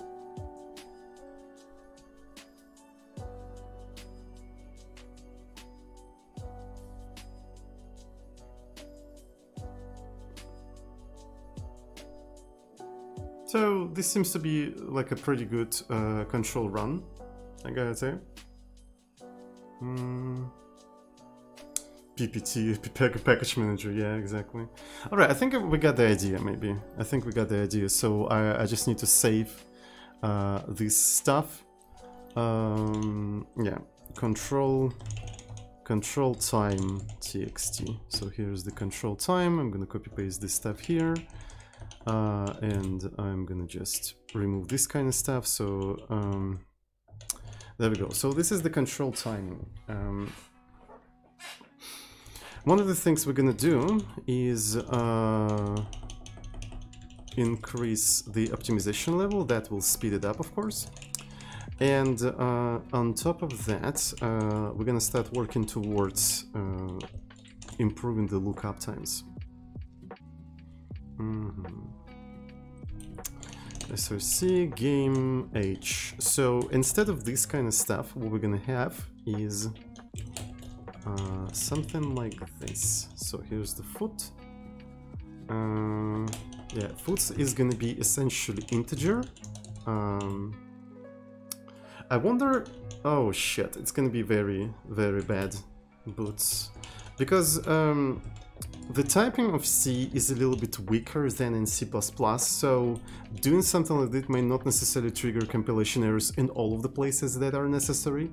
So I might as well actually rename the field so it will fail everywhere where we use this thing. Sorry about the warning, it happens during the first time it reads the file. It's okay, we can fix that later, don't worry about it. Alright, so let's actually go through the compilation errors and see what we have here. So the first thing fails somewhere here. Unknown type foot. Really? I didn't remove the type foot though, did I? Did I already remove it? I think I forgot. Yeah, I forgot that I removed it. Okay, that makes sense. So, and I suppose here we might return just int, so you can essentially set it to null if you want to consume it. So this is one of the things you can do. So what do we do here? Is cell empty?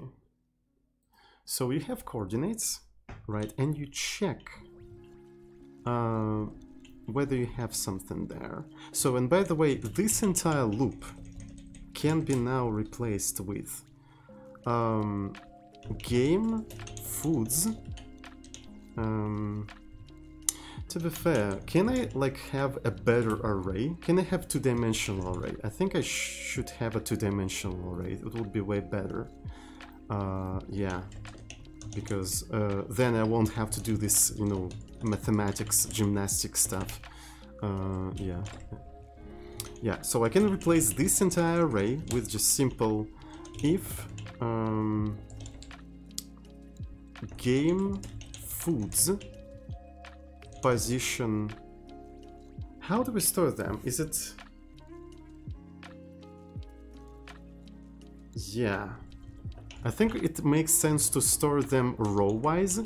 So that means here we're gonna have height and here we're gonna have width. So we're gonna store them row-wise. Yeah, because that's how usually it's stored. So if we have any food, we return 0. So we just removed a loop and replaced it with a single array lookup.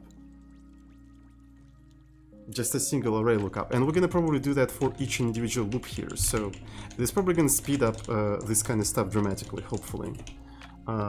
So yeah, let's go through the rest of the stuff. It's actually foods underscore. All right. So here's another thing. We're initializing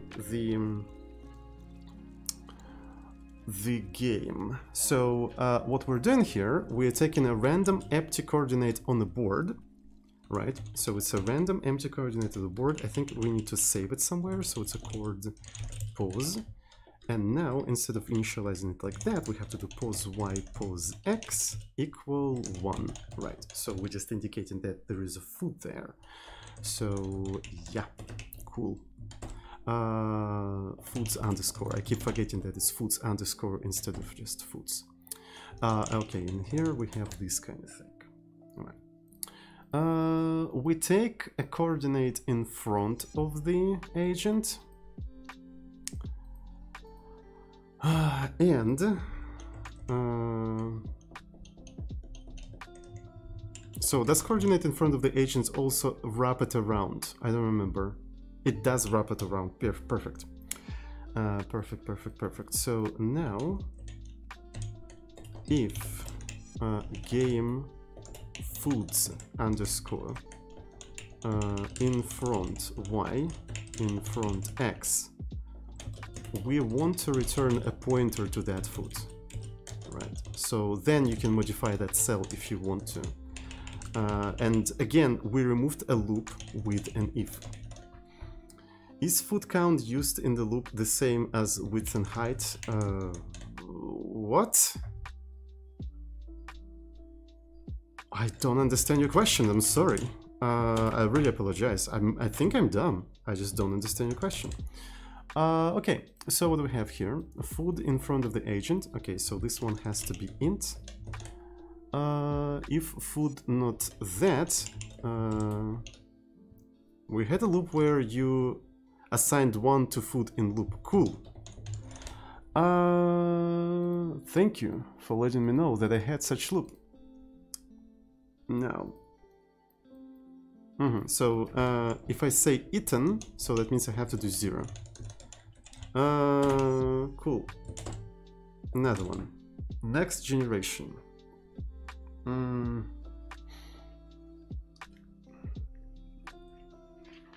Fruit loop.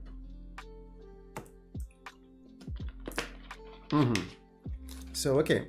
So what I can do here, what I'm thinking to do here is memcopy. So the destination is the next game, foods underscore. The source is a previous game, foods underscore, and the size of I suppose these foods.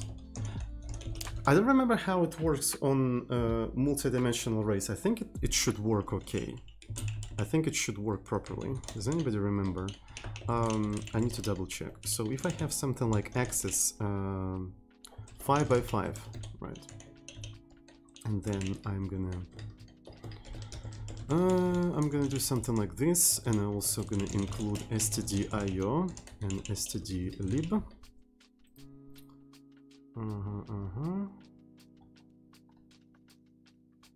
Just a second, boys and girls. All right, seems good. And then I want to just print f ld size of axis, and we're gonna just do gcc main.c. Yep, and it's actually 100. See, it's actually 100, and we know that the size of int is 4. Multiplied by 5, multiplied by 5, 100. So it does actually return you like a size of an array in bytes. Cool. So here we can do the following thing, I think. Cool. Now let's take a look at the rest of the compilation errors. Do we have any other compilation errors? Okay. So if we do have food, okay, so we're iterating through everything here.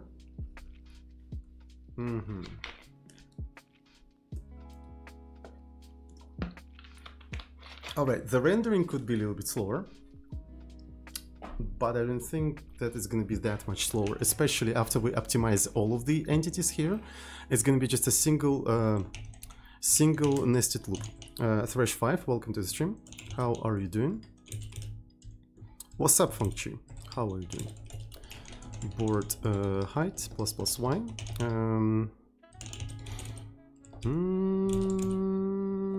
Board, you alright? Have you exercised? It's very important to exercise. It's very fucking important. Alright. If game foods, of course, underscore y x exercised. Nice one. I'm going in an hour. Okay, good luck. Enjoy your exercises. I'm not sure if it's actually easy to enjoy them, but you gotta try them. Alright, so let's remove this kind of thing. Yeah, so rendering became a little bit slower because we have to iterate through all of these motherflippers. But yeah, so maybe... Okay, so when we have this kind of situation, and we have a different style here, because I have not set up continuous integration. So yeah. Alright, so what we're iterating here, log generations.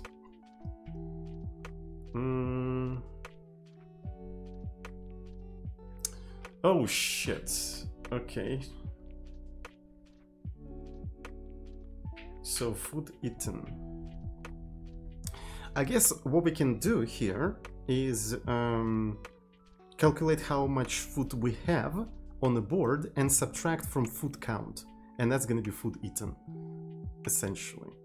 Right, so let me give it a try. So it's going to be food count, like this, but we'll have to iterate through the entire board once again. Board height. So this is a board height. Then it's going to be x board width plus x. If we have foods underscore yx, that means we have a food, so we're going to do food count plus plus, and food eaten is essentially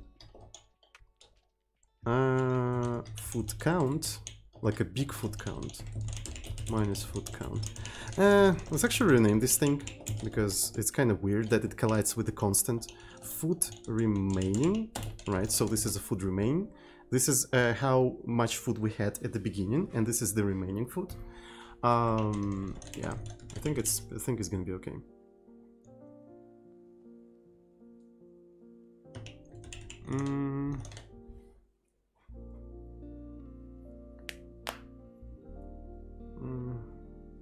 Can't we do something like this?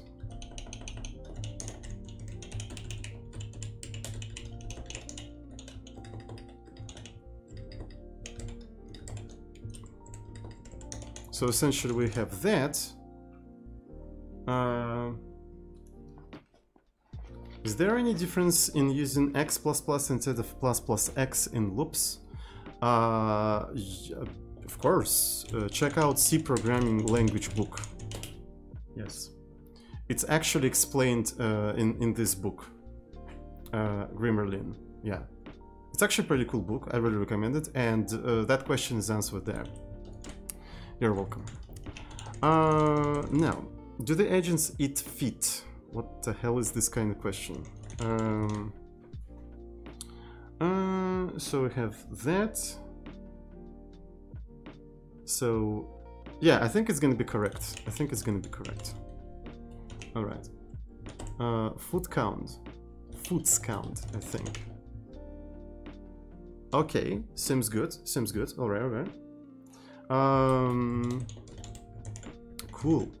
I want to go through the changes that I've made just to make sure that I didn't do any fucky-wacky, especially with the coordinates, because we do like row wise, so that means first it has to be x, y. That's exactly why I want to go through and check.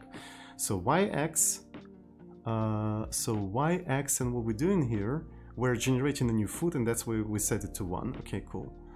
So this is yx, and then we return the pointer to this. So this is that, and when it's eaten, we actually make it to 0. Then we mem copy. This is destination, this is that. This is a height and width, and there we go. All right, and 2 yx. Okay, that's actually pretty cool. And I think it should now go a little bit faster. We may try to do a simulation just to see if it, you know, works exactly as we expect. Like, you know, a simple sanity check. Very simple sanity check. And it seems to be working because they're eating the food, I think. Maybe. Alright. So, and I'm gonna start training on 30, maybe 20 generations to the output bin. Right, and alright. Mm-hmm. Do you see the speed? We enabled optimizations and we also speed up the entity lookup. But there's something wrong with the food. No, it's a generation. Yeah, food eaten actually behaves the same as we expected. To be fair, it's not really fair, right? So I think we need to disable optimizations. So to be a little bit more fair for this particular situation. Yeah, we're using Gnuplot. It was actually contributed by John. He basically made that when you start training, it starts up Gnuplot pointing at files where there's logs or something like that, and it updates like in real time. So that's actually super cool. Alright, so I'm gonna do a full rebuild without any optimizations, and we can take a look at how fast it is now. So I think it's gonna be a little bit more fair.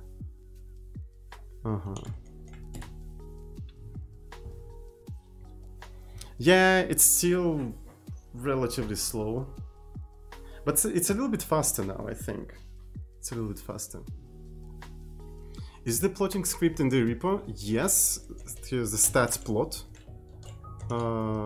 Stats plot or something, and also there's some scripts there. Okay, I can't apparently kill it. But yeah. So I do feel like it's a little bit faster. Oh yeah, so that clip.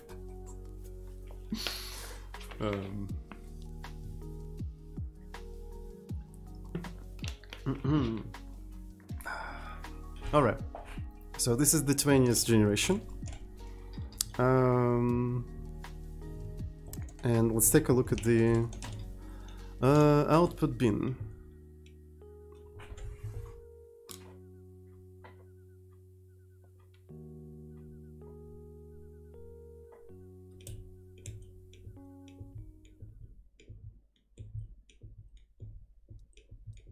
Okay.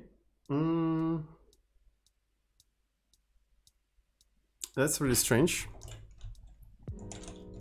That is very, very strange, and I think I know why. Oh boy, because we don't have original information about the food position. God damn it. We just don't have that original information. So, what do you use for mod/prefix key in TeamUX? I don't understand the question. So, yeah, we lose original information about, like, information about the original position of the food, which is kind of sad, but maybe that's okay.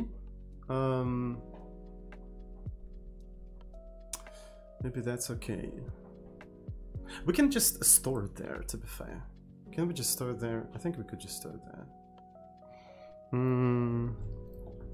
Yeah.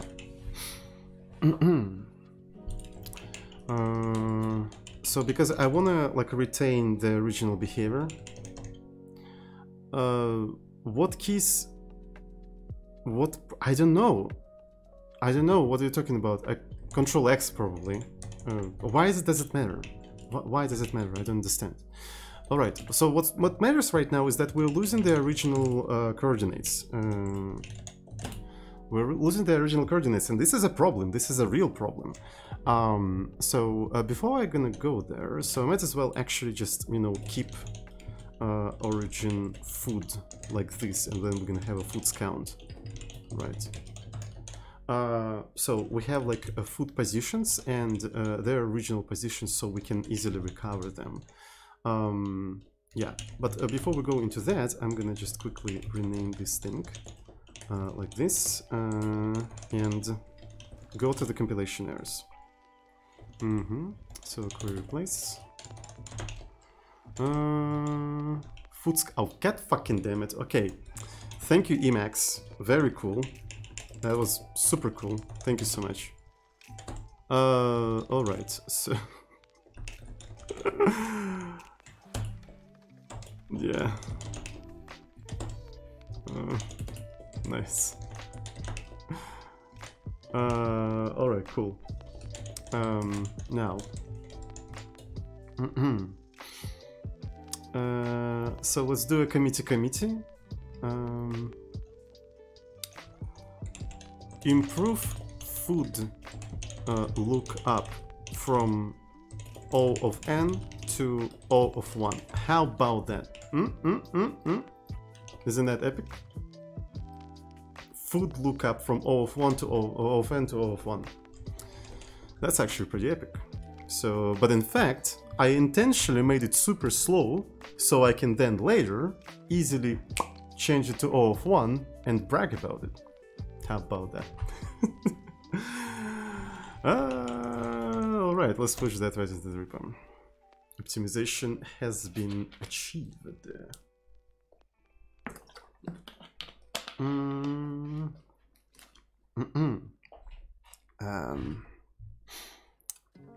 We aren't your manager, you don't need to do that.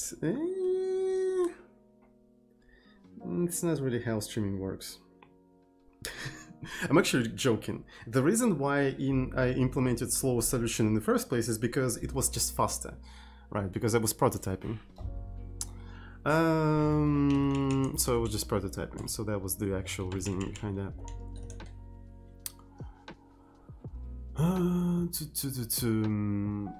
So, but the problem with speeding it up is that it doesn't work correctly anymore. Look, we're losing information about the food, so we don't have any food anymore. Like, we just lost the food, straight up.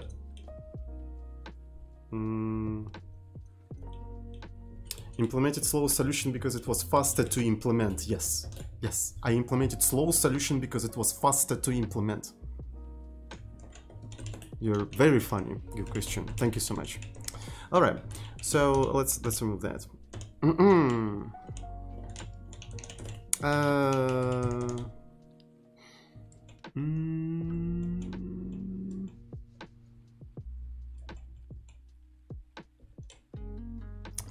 Cool. So here's the foods. I need to introduce chord. I don't know how to call it. Foods origin. I think this is how we're gonna call it, and this is gonna be array foods count. So this is a foods like food origin stuff thingy. We need to go into two functions: init game and make next generation. So in init game, we're gonna store the positions we're generating to that array, right?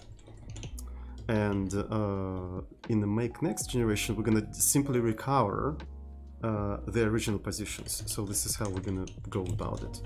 So init, let's go to the game C, init game, where's init game?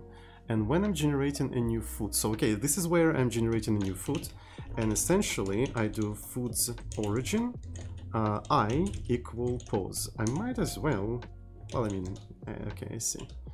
Yeah, so I'm marking food existing here, but I also actually saving it in a backup, right? So it's a foods backup.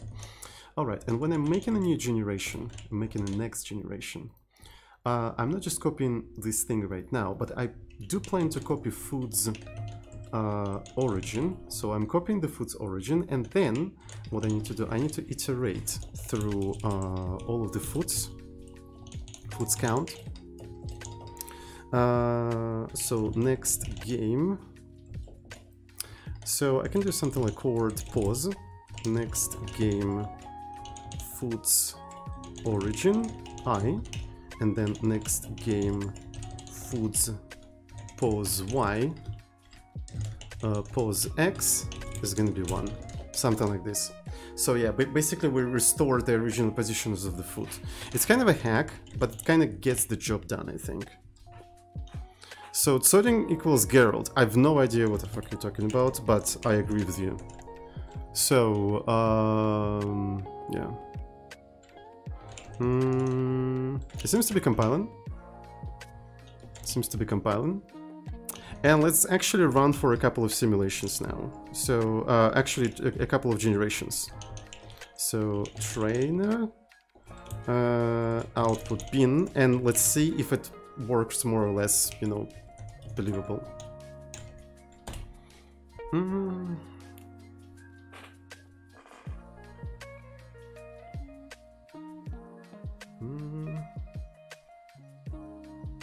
So, how everyone is doing?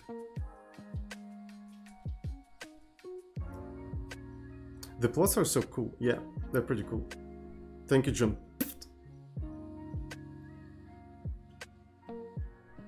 So this is just a sanity check, just to see that after plots, yeah. Just to see that after all of our changes, we didn't break anything significant. Welcome back, Outnine. Hello, hello. We're just speeding up the code. We're almost there.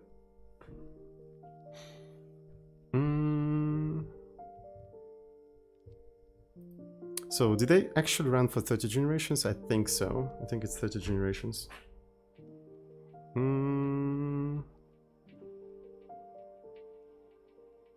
Max lifetime increasing. It would be actually pretty cool if the average lifetime increased as well.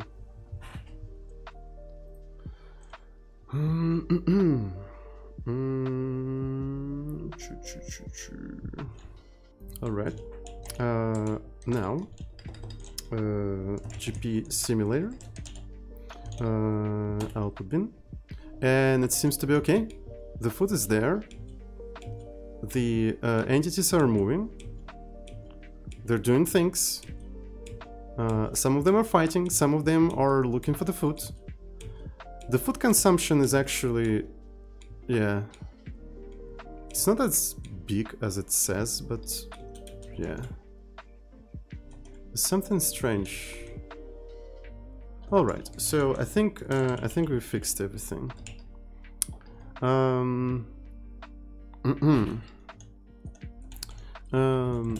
Save and restore original food position. There we go. I'm gonna push that right into the repo. So the idea now is to do absolutely the same shit, but for walls and agents themselves, right? So we did for the food, we replaced linear array with O of 1 lookup in the two-dimensional array. So I think for walls is going to be super easy. Because we don't need to restore the walls because they're not consumable. So we can just simply copy walls from previous generation to the new generation and it's gonna work fine. So the only thing we need to do here is just that, just make it a two-dimensional array, and yeah, we'll see how it goes. Right, so, and we don't even have, oh, we do have the type for the walls. Yeah, here's the type for the walls. So it consumes a little bit more memory, but it gives us more speed, hopefully. There's no holy war, everyone knows that Sam is the best editor. I do agree with you, this is why I'm using it right now. Alright, so we need to replace this thing with integer.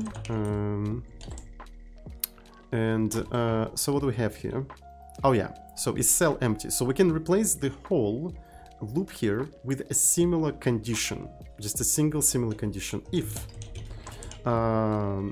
game walls pose y pose x, that means the cell is not empty. That's it. And we replaced this loop with just a single condition, with a single O of 1 lookup. How about that?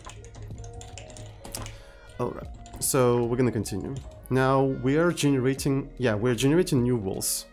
So I'm gonna do it like that. So it's gonna be called pause. There we go. And now it's gonna be pause y, pause x, and just 1. There we go. Super simple. Next one, and it didn't work because this has to be underscore. Sure. So this has to be integer. Now we have an in front, and if game walls underscore in front y in front x, we're gonna return a pointer to this thing, which is kind of dumb, but that's okay. It should speed things up anyway. It should speed up things anyway. Alright, so this one is int. And wait a second. God damn it. Wall in front of... Yeah, I want to see who's using this function. Alright. So then, if we have a wall...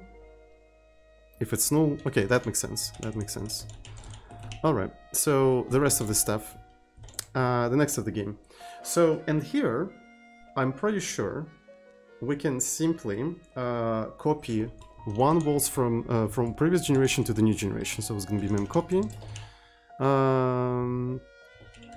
So next game walls underscore previous game walls underscore, and it's going to be just size of previous game underscore. So we can remove this entire array now. So what do we have here? So in here, it's actually kind of cool. So, yeah. I can do it like that. Game walls yx. If you have any walls here, you just draw them here, like this. And I can remove this loop now. So now we have a single loop that iterates through all of the cells and checks what kind of entity is there, and just renders that entity accordingly. That's right. So yeah, it's underscore, of course, because I renamed it. For this one, I think we can just do it like that. So it's going to be x and y. Is it working now? It seems to be working. It seems to be working. Cool. So I want to rebuild it one more time, just in case, and we can see if it actually runs faster. So let's actually do a training, and let's take a look at the speeds. Speeds don't seem to be that... I think they do look a little bit faster. No optimizations under 2 seconds.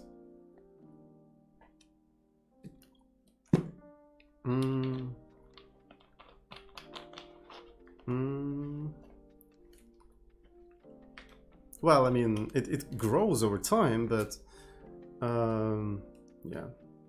Average life actually drops, but it then, you know, stabilizes over time. Did you add O3? No, I didn't add O3 yet.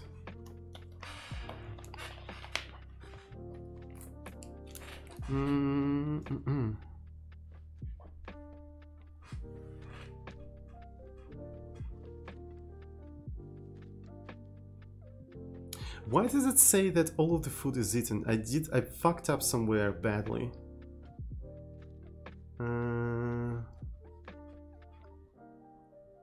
Okay, I wonder where exactly I fucked up. But overall, I think it's actually faster. I think it's actually faster.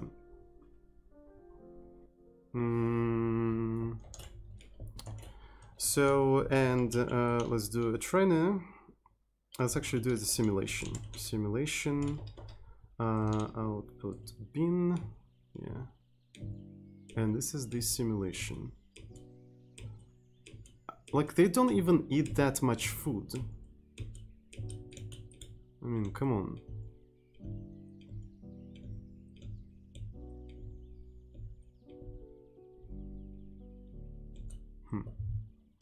Okay. So, let's continue. Let's continue.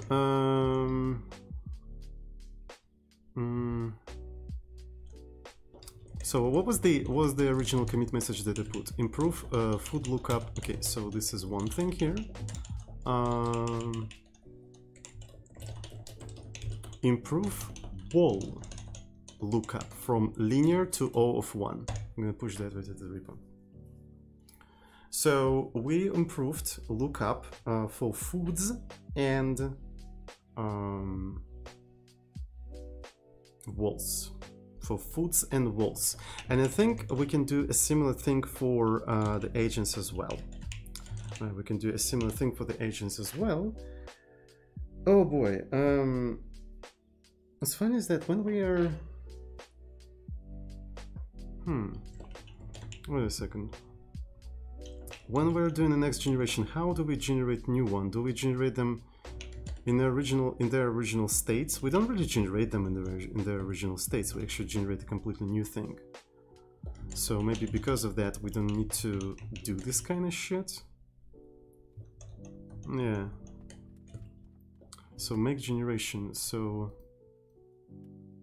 we actually generate completely new. Oh shit, like that means we don't need to store the foods position, we can just regenerate them. It's so dumb. Yeah. It's so dumb. So, just used Python. For what? What do you mean? I don't understand. What should I use Python for? And so I think I want to remove the thing, the backup of the food positions, because we don't back up the agents positions, right? Just use Rust. We program in Rust every Tuesday actually, and we're developing UI framework. And both you haven't watched me for quite some time, so we're programming in Rust quite often. Yeah. So I want to kind of remove this thing. I think it's kind of pointless. But no, before I do that, I need to rename this thing. This is a Rust channel now. I suppose. Vols underscore vols. Yeah. And of course I did a fucky wacky here. Yep. Yep. Cop. Yep, cop. Yep, cop. Alright. Guys, are you coffee drinkers? No, I'm vodka drinker. Who fucking drinks coffee in Russia? Fucking cringe. Any other tips for keeping energy and focus during programming session? Vodka. Just drink more vodka, comrade.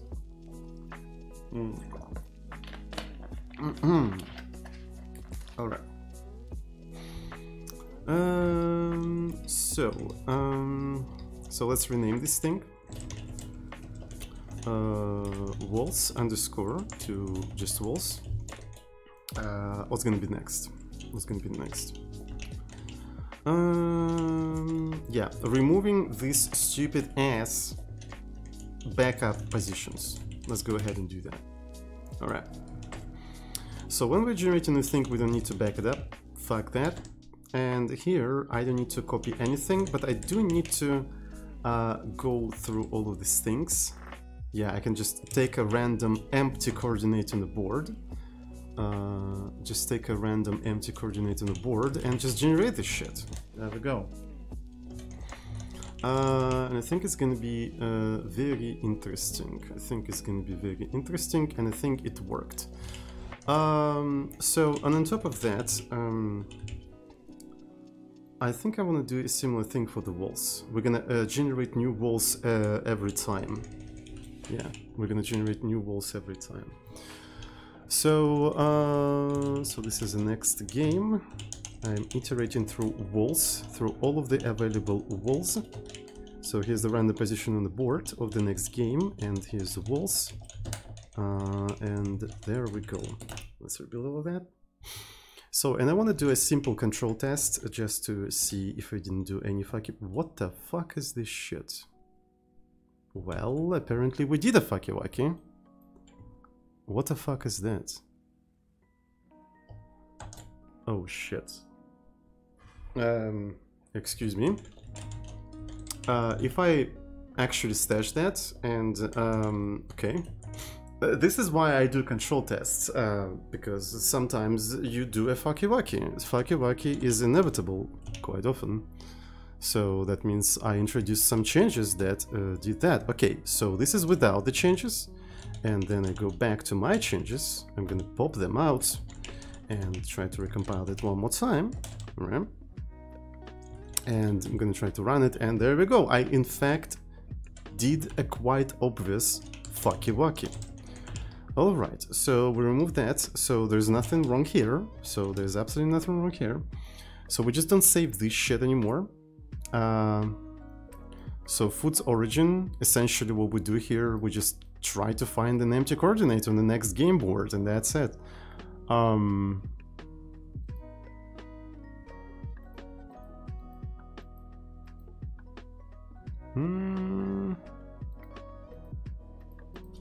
haven't seen any problems, to be fair. I know why. This is because I'm reading from an old binary file that has a completely different format, because we changed the schema of the game, so the binary format is completely different, and it actually read it incorrectly. Commit every thunk and use bit bisect. Yeah, that's probably what I would do if I couldn't find the problem, but I found the problem. I actually run with a binary file, and this binary file is just too old. Right, it contains data in completely wrong schema, and it basically what it does, it displays the memory garbage at this point. No retrocompatibility. Yeah, this is because these dumps are, you know, recreatable very easily. So, and these are literally memory dumps, actually. So we just dump the memory, like the whole game state. So it's just easier to do it like that in C. Yeah. So I think there's no particularly error here, so the only thing we need to do GP trainer 20, and we're gonna output it to the output binary, and if after that it's gonna work, that means everything's okay. You can't import them on big engine, exactly. Write a tool to convert old format to the new one. It's kind of outside of the scope of what I'm doing, I'm sorry. Now, how am I gonna do genetic programming on my IBM mainframe? You just don't use dumps that were made on other machines. It's that simple, actually. But on top of that, okay, we also have a issue. We also have an issue. A proper format for saving loading game states. The only reason why I'm using memory dumps right now is that because we don't have a proper format, and developing a proper format is actually takes time.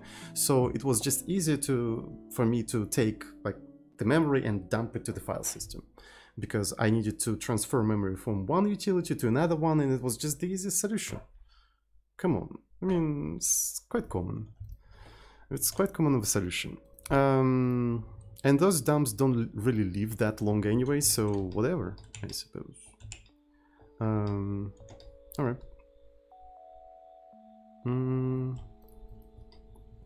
Cool.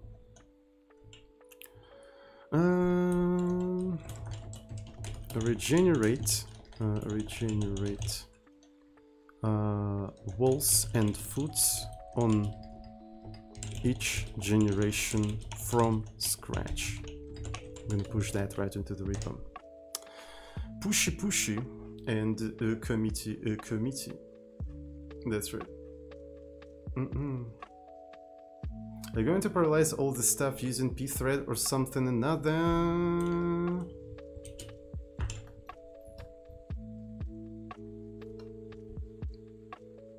No, I'm not going to do that. I think it's a kind of strange idea. I'm not going to use that. Thank you for asking, though. I do not have any plans to parallelize this kind of stuff. No. Is everyone dead? I really like this function. What the fuck?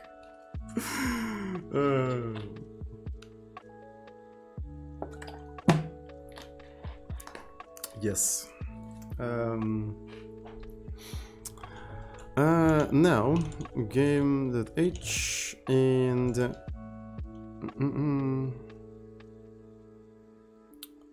So we're gonna do the same thing.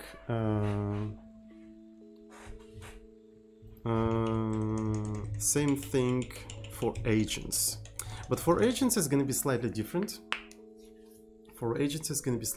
Because they actually have their own state. They actually have their whole like state and stuff.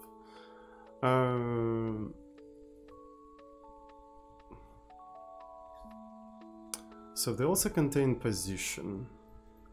So I think we're gonna have something like agent, and then int agents map board height and board width. Right, board height and board width. So, and if it's 0, oh, we may have agents with the index 0. If it's -1, that means there is no agent there. If it's the index of the agent, we'll have to look up that agent in this map. Yeah, in this array. So, and we don't really need coordinates here, do we? I'm not really sure if we'll need coordinates here, so we'll see. Maybe we do need them. But yeah, so that should actually speed up looking up agents, because now you can just look into that map.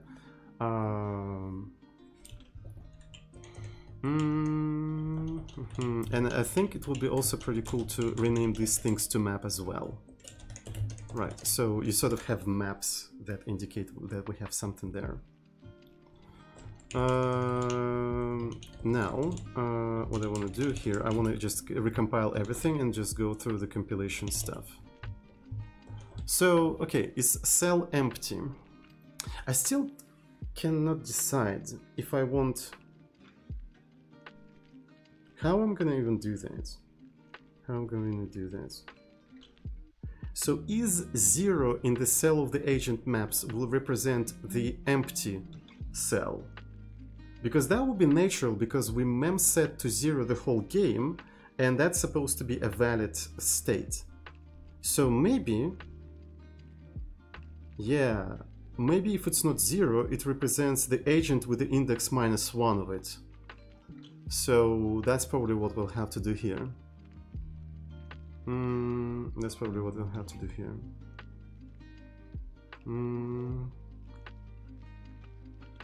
Do you see what I'm talking about? You see what I'm talking about? Because I'm planning to use like a value of the cell as an index.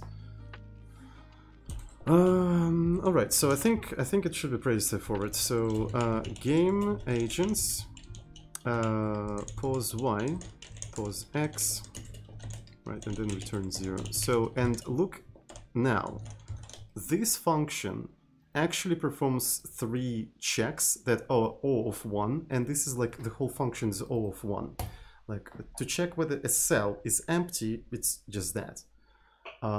It's pretty straightforward. So in this one has to be agents map, I suppose. And this is a foods map, and this is a walls map. Speed is key, yeah. Because before we had like 3 for loops here. Now it's just 4 ifs, and we just check 3 arrays, right?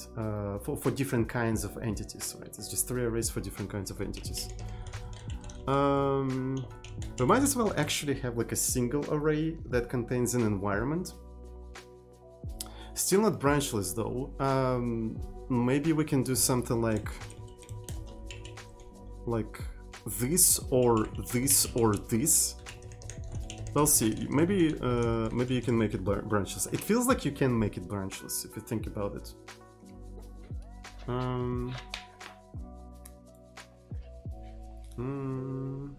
So to make it branchless, it has to be not that and not that and not that, I think. Yeah. So game agents map pause y pause x, not that, and not foods, and not walls. Yeah, so would that be branchless? I think it would. They actually generate jump. Ah, shit. Okay, so we can probably use this thing then. Yeah. So how about that? So, what do you think?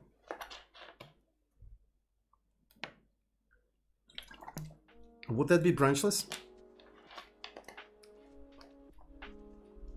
Yeah, memory access could be slower. Yeah, I agree.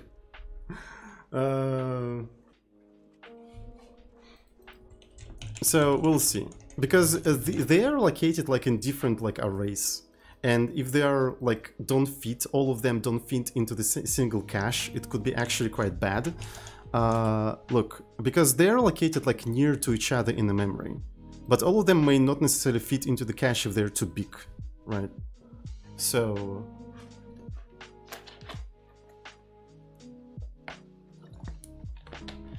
mm-hmm. 64. We'll see. Maybe we can make them parallel arrays or something, or maybe again we can basically have a single map where we can have an environment, but then I couldn't use the ID of the agent there, which I want sometimes. So I don't know, we'll see. So it's a completely different way of optimizing things. Store them on GPU with CUDA. We have an issue for that, but actually it's more about OpenCL, right? So I do plan to check out OpenCL at some point. Can you have like arrays in OpenCL? I think OpenCL is just like very similar to CUDA, is it not? I think it should be, because they're sort of like competing technologies.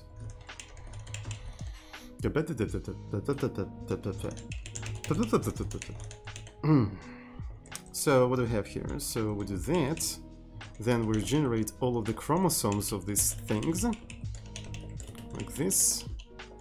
Alright, and then like this, and then we have to put that to the map. So this one is going to be game agents map. So, and this is the position. Okay, so let me actually put that position somewhere here. So it's going to be called position.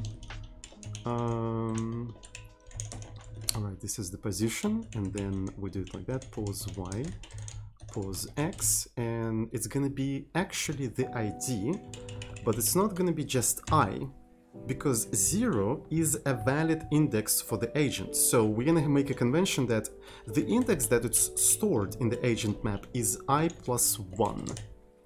It's I plus 1, because 0 indicates no agent, right? So 0 indicates no agent, so that means it's I plus 1. Okay, cool. Now, what do we have here? So foods, this thing is a foods map, and this is a walls map. What's next? Here's the agents. Okay. Cool. Agents health seems okay. Alright, wait a second. So agent in front of agent. Yeah. Okay, this is actually pretty cool. So this is where we can make an optimization, actually. So now, if game agents map in front Y and in front X, if you have an agent and that particular cell, what you can do now, you can do something like this. Right, since this thing is agent index plus 1, you have to do -1 here, and you have an index. Right, and then what you have to do, you have to also check that... Oh shit, so we don't really need to... Yeah, we now have a way to indicate that agents are dead, but I'm gonna still keep it like that. So, yeah, and if the health of that agent, right, the health of that agent is greater than 0, yeah, we have to return that agent. Yeah, so this is in front index. This is in front index. Look at that shit. Yeah, so now we've removed that for loop. Now we have 2 checks. So we check if we have something here. So we retrieve the index of that engine. Then we check that it's dead, and only then return it. And I think when the agent dies, we can simply remove it from the agent's map, and that will enable us with removing this particular check. So when the agent dies, just remove it from the agent's map, so you don't need Remove some, okay, so this is going to be in the body. So you don't need to check its health. Health in agent in front of agent. Agent in front of agent function. So this is going to be the to-do. This is going to be the to-do. So let's recompile everything one more time. So this one has to be underscore. Alright, cool. Wall in front of agents. So this one has to be underscore. This one is going to be map. Alright, everything is correct here.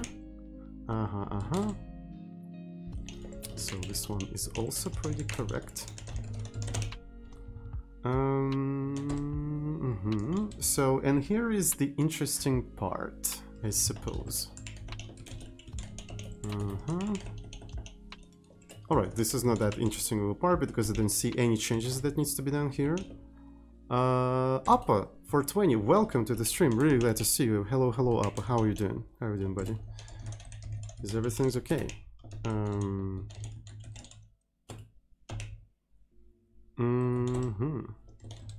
So this is a step agent. I crashed my PC twice today trying to benchmark a program. Nice. Cool. I don't know why that would be nice, but that means that was a pretty hardcore benchmark. Ran out of RAM? Well, just download more RAM, I suppose. Oh, yeah, so maybe you should have just increased the swap. No, swap? Oh shit, that's actually kind of dangerous. Living on the edge. How much swap does Dennis have on his machines? Like it's like 80 gigabytes of swap?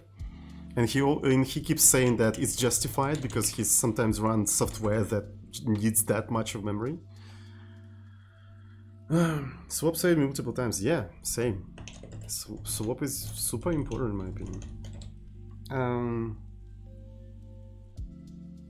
Okay, when you step in an agent, did we go into step in an agent yet? Oh shit. Okay, step in an agent is actually, yeah, it's also supposed to modify. Oh shit. Alright. It's also supposed to modify the map, but it doesn't modify the map, unfortunately.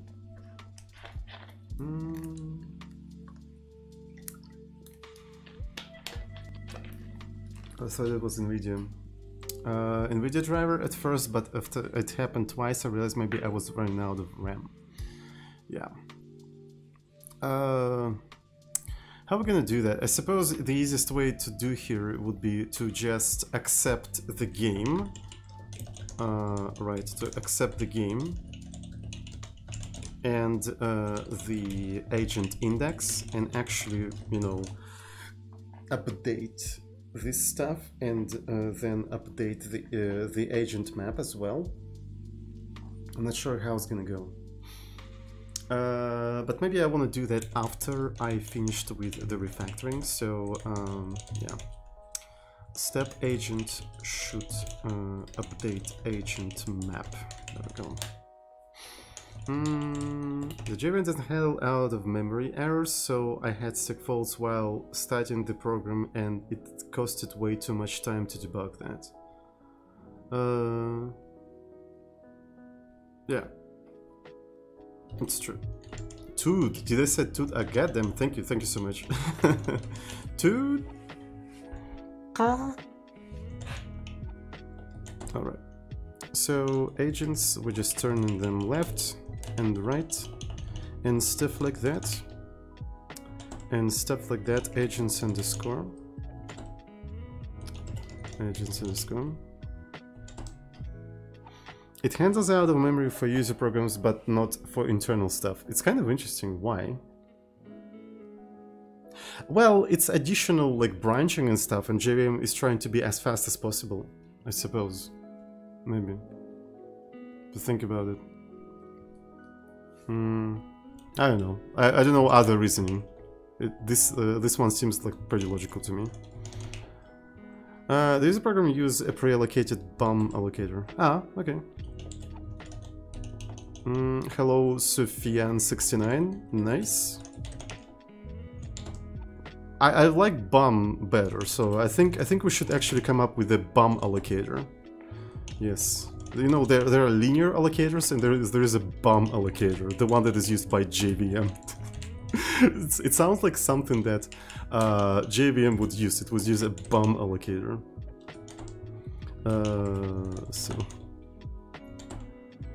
So and agent add. Wait a second. Oh shit.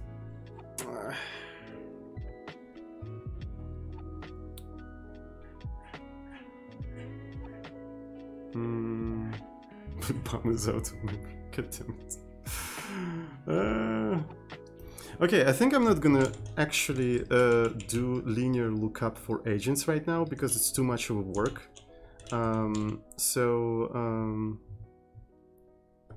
Yeah, I think I'm gonna like create a separate to-do for that. It's just gonna be separate to-do. So gp game.h implement O of 1 lookup for agents. I think this is not the right place for this thing. So agent in front of agent, so this is the right place for this thing. This is the right place for this thing. Okay, so let's actually compare the performance. So I don't have any optimizations enabled, right? So there's no optimizations enabled here. And I'm running 20 generations, okay? Okay. So, there we go.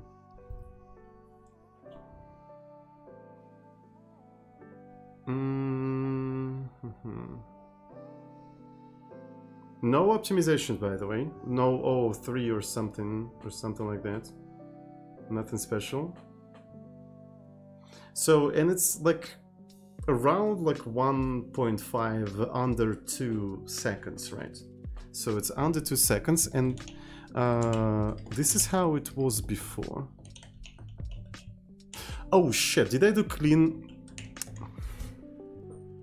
I removed the control time because I did git clean FDX. Alright, so we'll have to do it again then. Control txt, I'm gonna do that out of the folder. Alright. So now, so I'm gonna do something like additional work. All right, so yeah, let me push that right into the repo.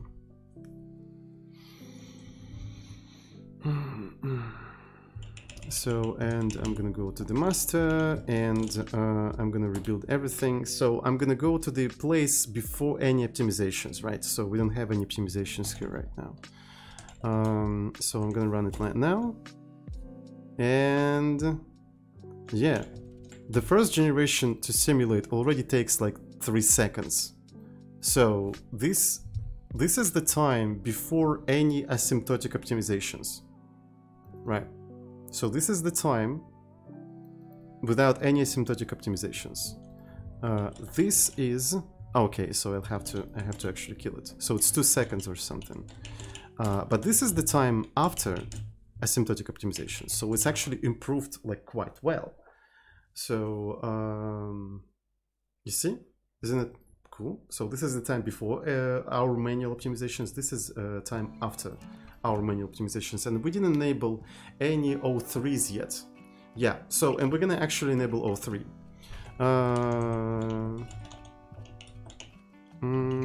So now let's go. GP make a file.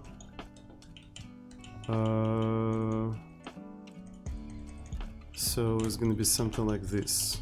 O3. Make it even faster sorting. Sure, this is exactly what I'm gonna do now. Don't worry about it. Like this. So we're gonna enable O3 for even faster experience.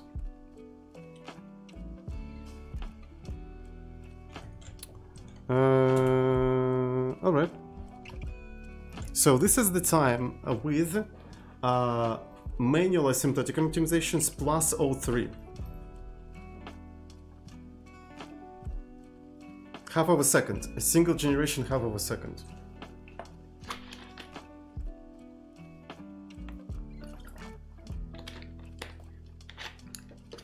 Almost 3 times, yes, it's almost 3 times, you know, improvement. It's actually pretty cool. And we don't use any like OpenMP or anything like that. And also I need to implement O of 1 lookup for agents, like O of 1 lookup for agents. So yeah. All right, so enable O3. I'm gonna push that right into the repo. So we're about to create the pull request. I'm not sure if it makes sense to create the pull request. We don't have any CI. But yeah, let's see.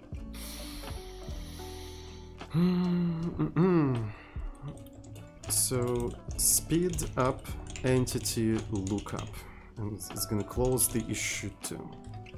Yeah. Push straight into the master. I didn't force push. Why are you incrementing the counter? I didn't force push, okay? Didn't force push. So this is how many changes we did, and that's pretty fast, I gotta say. Force push straight into the master. That's a good idea, thank you for suggesting that. I really appreciate that. So I'm thinking how we're gonna look up agents properly. It's too many changes, oh my god. Anyway, I also wanted to check simulation output bin. Yeah, okay, so this is how it looks like. And we can actually probably like make 100 generations super quick. Chat, look at that conga line. Look at that conga line. Just look at them. Look at them. They're moving in a conga line. They actually killed each other after some time. Yeah, Human Centipede. My favorite movie. Alright, so training.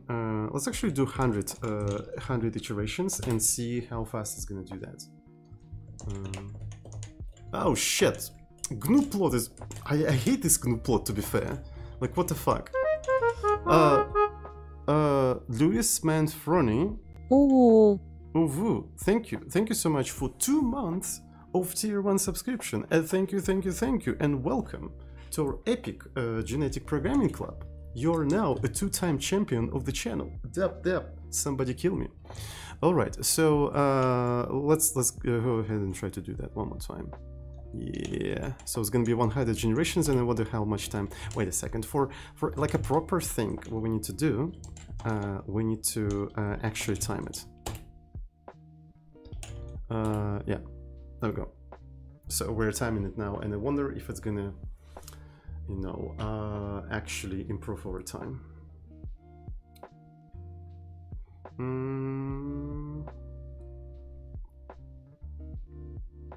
Thank you, Odin. Thank you.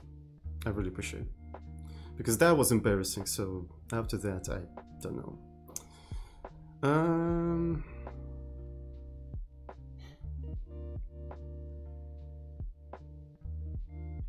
To be fair, like, something is improving. The average lifetime does not improve, right? So it, but the max is slowly growing, maybe. Kill studying with kindness. Thank you, you're very kind. We're already at 69 generation. Look at that time. This is actually amazing. Like, it trains so fast. Maybe I can just make a million overnight.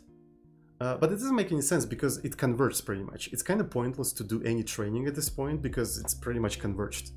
Especially in terms of the max lifetime. Like, look at that max lifetime. It's just, yeah, that's it. There's nothing much we can do. And to train like 100 generations, it took 1 minute. When I'm streaming, when I'm not streaming, it's probably gonna be like a half of a minute. Yeah, so that's actually pretty cool. Food eaten is pretty much maxed out. Yeah, so if it maxes out, it's pointless to do anything else. It just stays at the same level. So simulator output bin. And this is the Hanses generation. This is straight up Hanses generation. And they're just trying to kill each other. That's what they're doing essentially. Alright. Some of them even survived a little bit longer. Try on a smaller grid, Zozin. Maybe. Turn off stream, please. We want to know how fast it is if you aren't streaming. Sure. I'm gonna do it right now. Don't worry about it. So, you know what's cool about this build? I can make the board 10 by 10. And it's not gonna compile. Too many entities. Can't fit all of them on the board. So yeah. So we actually have a compile time check that the amount of entities you're trying to generate is not going to fit there. So we have 100 slots. So that means I can say I'm going to generate like 50 agents, right? This is going to be 50 agents. Maybe food's going to be like 10 and maybe walls is going to be 10, but then we're going to have 25 of these things. All right. Seems to be working, seems to be working, and we're gonna do GP simulator. This is how it looks like now. It's pretty cramped, I gotta say. Maybe we have to do like less agents. Let's actually make 25 of them. Let's make 25 of the agents. Yeah. So they have no idea what to do, to be fair. They literally have no idea what to do. And actually, I think it's gonna converge very slowly, because there's not that many agents for RNG to kick in properly, so it probably will take a lot of generations to produce something interesting. So we're gonna try to for 100 generations and see if it's even converges to anything. Excuse me? Did it actually finish them or something? What the fuck is going on?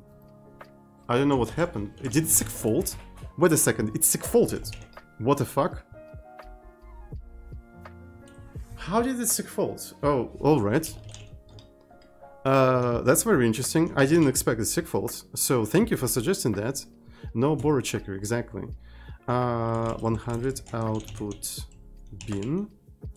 So where exactly it's sick faulted? Assert unreachable. That is really strange. Okay, one more time. Alright, it doesn't produce a sec fault game C. Where does it sec fault? 296. So essentially, action that is somebody trying to put here.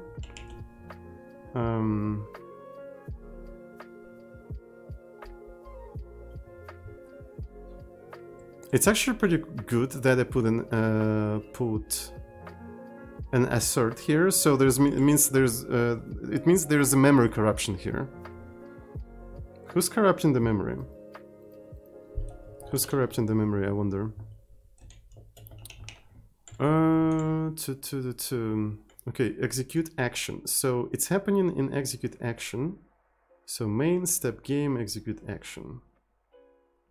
GP trainer, all right, and execute action.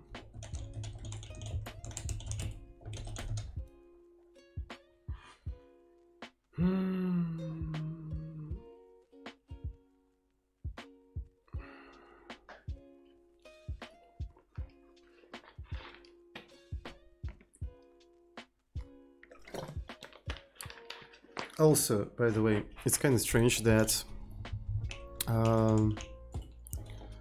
I forgot to remove that thing. I forgot to remove underscore. Wait a second. No, I didn't. Okay, everything's okay.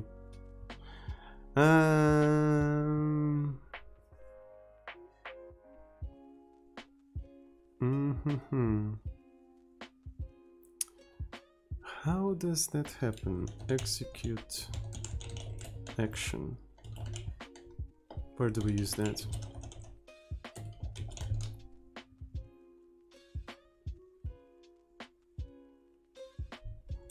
I have an idea. I have an interesting idea.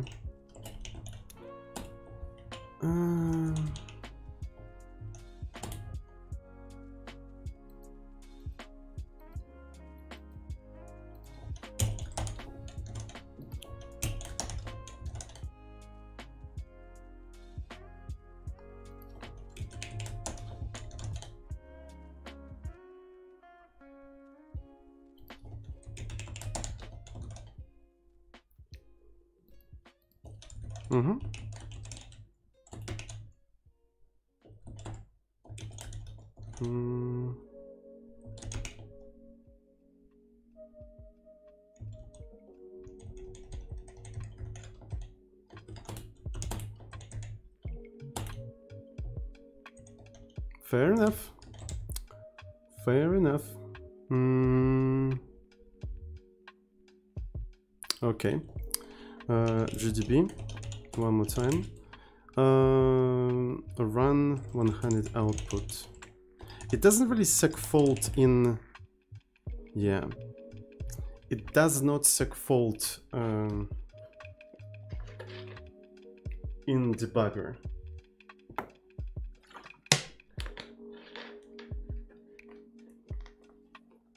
It basically corrupts the memory at some point. I just don't understand why and how.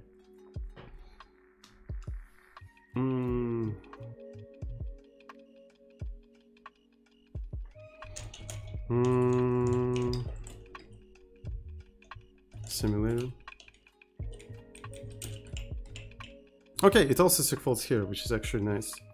So, something with the next generation. What are we doing with the next generation, though? Let me see.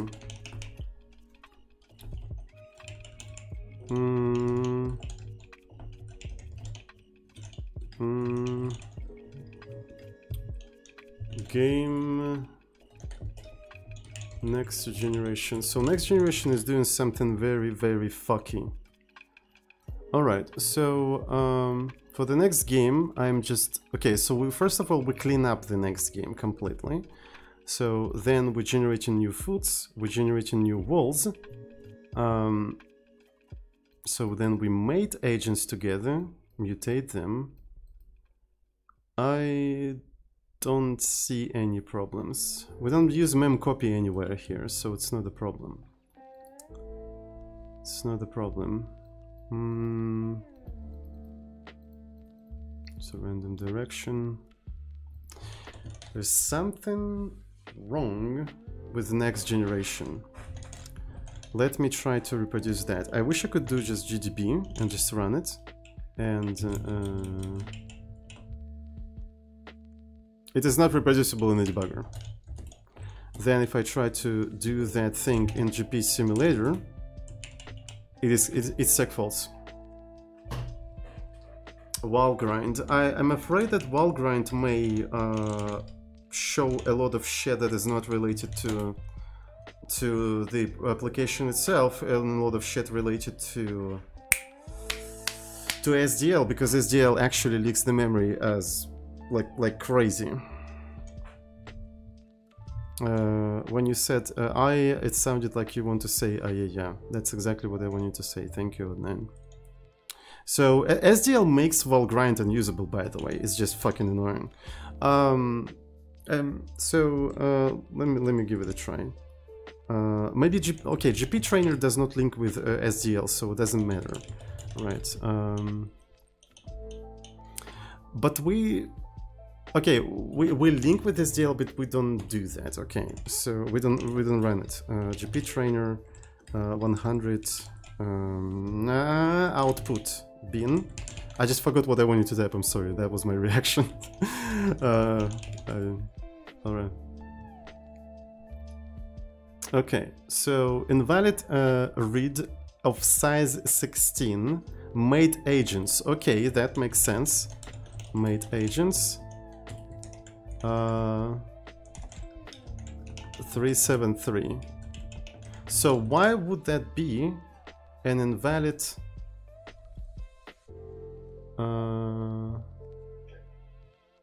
read of size 16? Address is not stacked, mallocked, or recently freed. Okay.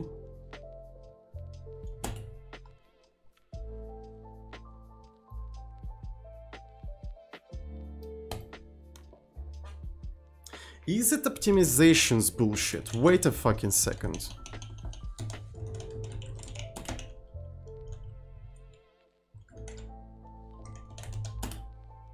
Oh no, it is not optimization's bullshit.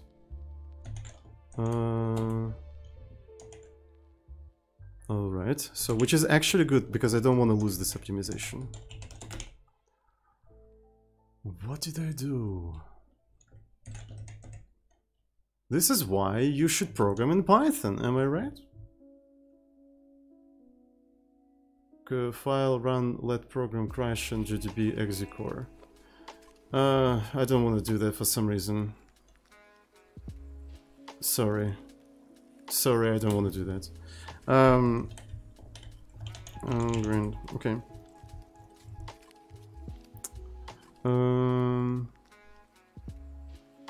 Process terminating with default action of signal 11 seg.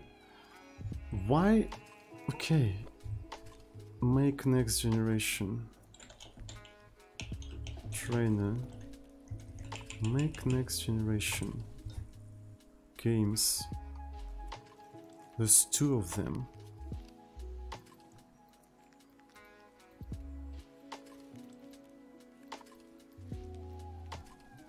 Does it go outside somehow?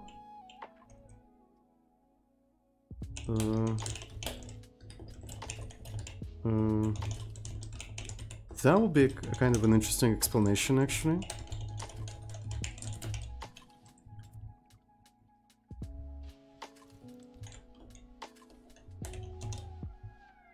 No, is they just flip-flop, I suppose? They're supposed to flip-flop.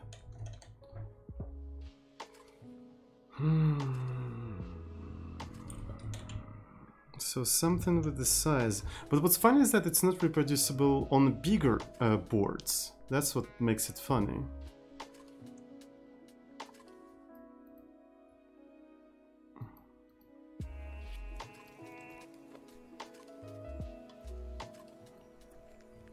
Selection pool. Selection pool is big. Is bigger than agent count. Oh my god! I found it. Selection pool is bigger than agent count. Genetic programming. Matthew777. Programming POC. Thank you so much for 23 months of tier 1 subscription. Thank you, thank you, thank you. And welcome to our genetic programming club. Welcome back. God damn it, I lost 20 viewers to that. God fucking damn it. Okay. So the problem here is that we just take first n agents to mate, and apparently the selection pool turned out to be bigger than amount of agents we have at all. So it would have not happened if I did a simple thing.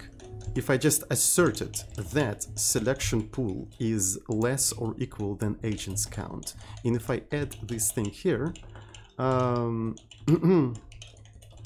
selection pool is bigger than amount of agents we have.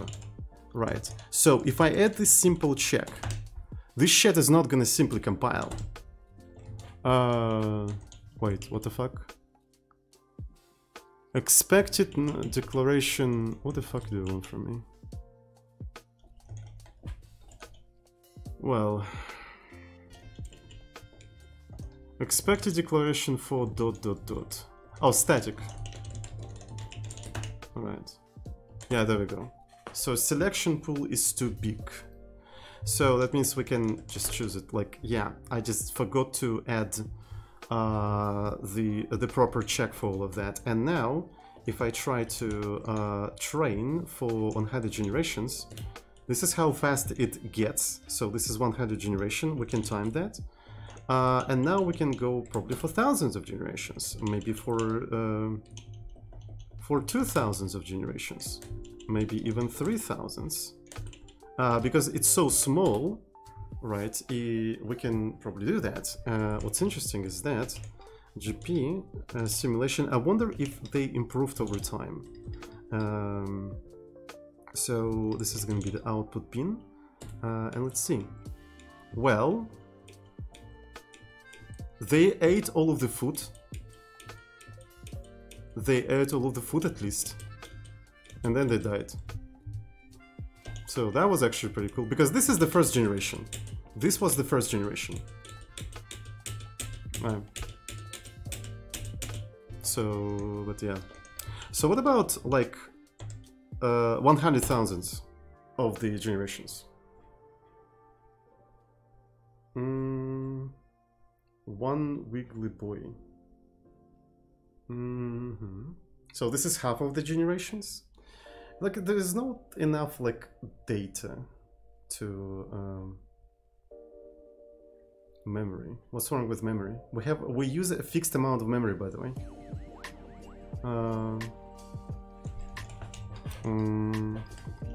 GPS simulator, GP. So this is 100,000th generation.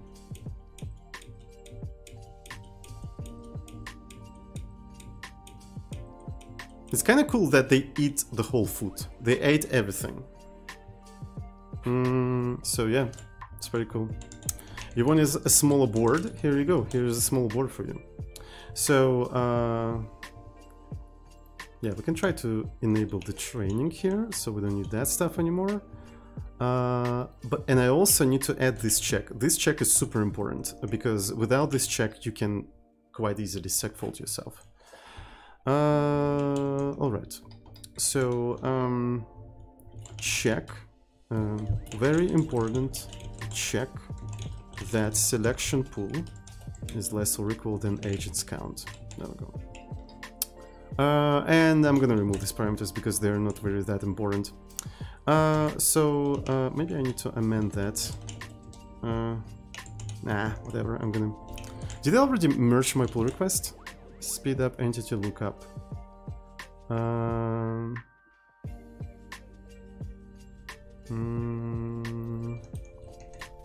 Alright, let's push that out into the repo. How about we generate some amount of food on each step? Why? I mean, the code is open source. You can just grab the code and edit yourself if you want to, if you want to that much. I'm totally okay with that. It's under MIT, so that means you can do whatever you want with it.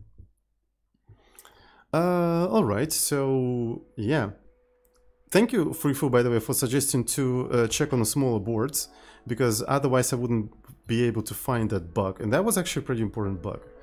Yeah, so we want to keep all of the invariants clean. Alright. And let's delete branch. Did it show couldn't delete branch for a second? What the fuck? Fucking web shit. Classic web shit. Alright. Master, let's remove that shit. Alright.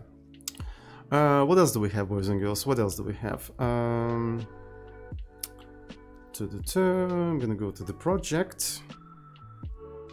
We're gonna go to the project. Excuse me. And I'm gonna declare this thing done.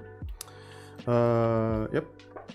So the mechanism, so the next issue that I wanted to work on is the mechanism for pausing and resuming the training. So essentially right now, if you try start the training, you cannot stop it and check the current generation. You can't simply do that because it only dumps the result when it's done training, right? So it only then dumps the result. So let me do a make.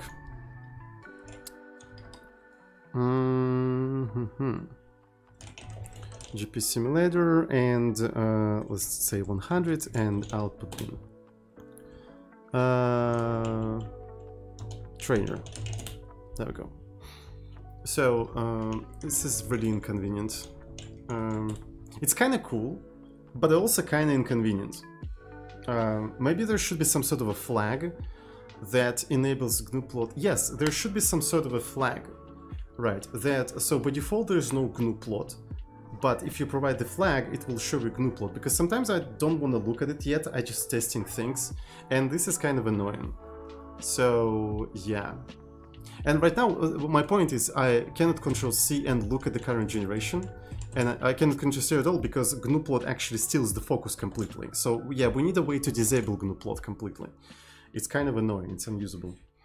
Alright, so let me put a note here. Put GNU plot functionality of GP trainer under a flag, right? Under a flag. So yeah, cool. Now I really want to make a small break, boys and girls. I really want to make a small break. Small break, 3 minutes, and after 3 minutes we're gonna work a little bit on that.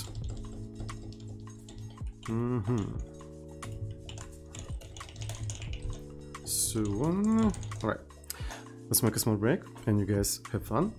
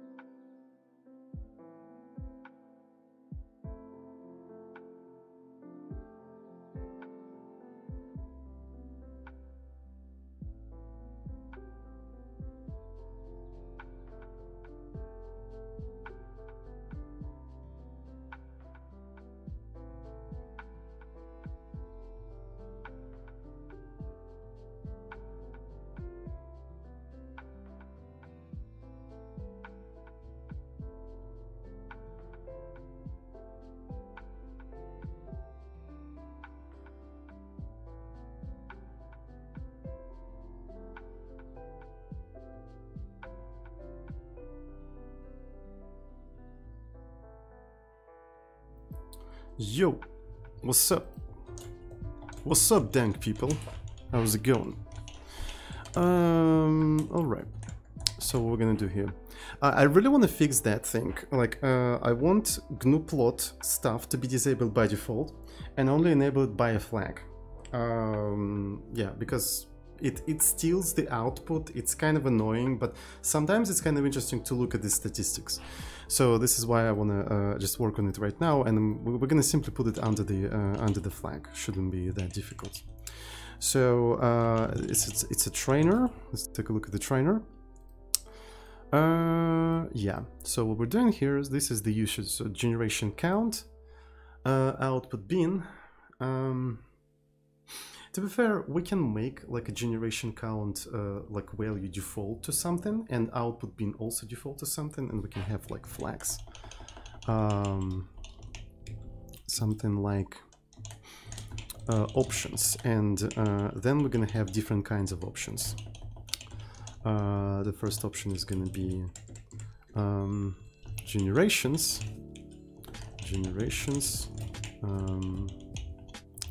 or G number, right?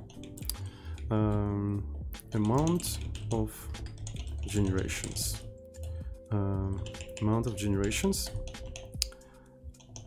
Default is 69. There we go. Then we're gonna have output, or simply O, file path. You can put it like that.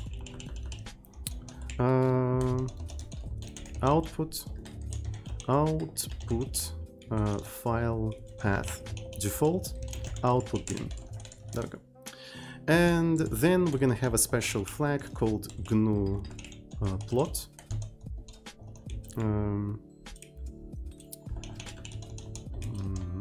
Enable epic GNU plot reporting. Requires GNU plot.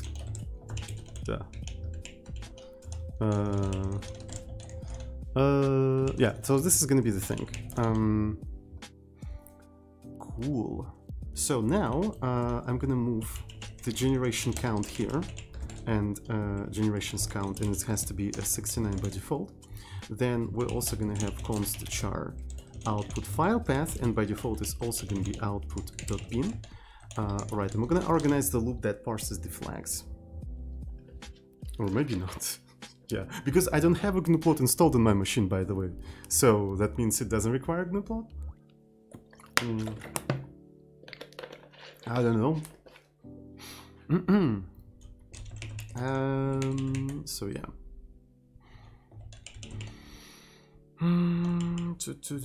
And essentially, how are we gonna work with all of that?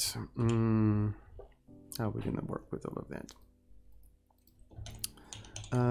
While RGC greater than 0, we're gonna do the following thing. We're gonna do shift RGC RGV, and we're gonna get the flag. So here's the flag.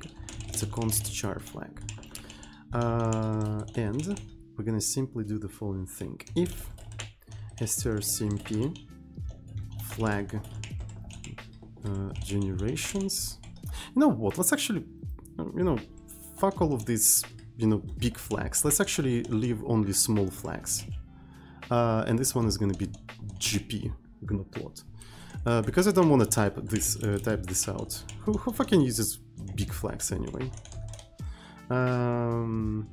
Yeah.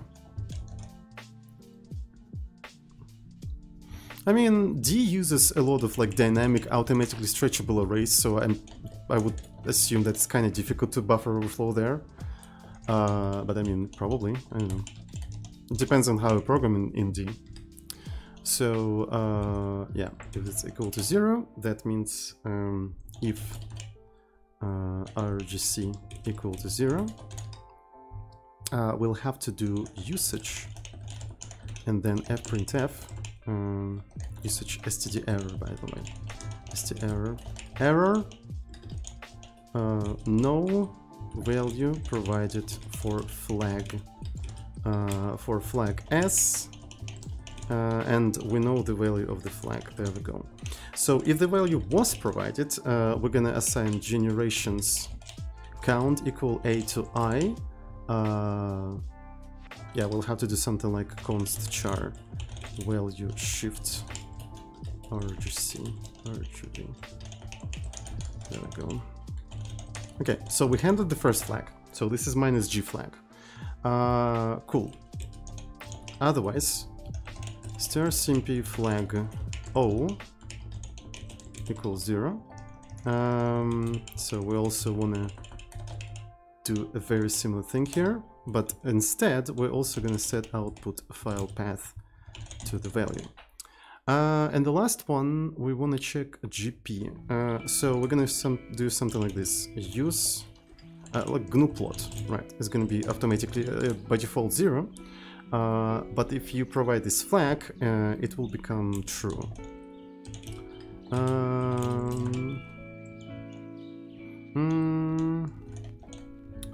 So strcmp flag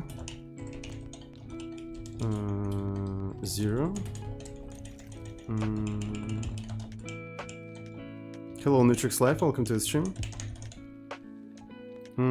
Okay, so in this case we don't even have to get that value, so I can just set GNU plot to 1. There we go. So this is the whole like flag parsing situation. This is the whole flag parsing situation, and we can remove this part. It's not needed anymore. We can remove this part, and only then we're opening that log. And apparently, yeah, so it does generate this log. So what I'm gonna do here is ignore that log. So we have to do log. The problem is only the log live update function. I don't know GNU plot, I'm sorry.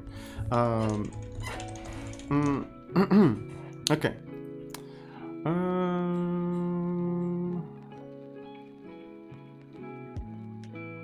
So if GNU plot, we're gonna initialize that log and stuff like that.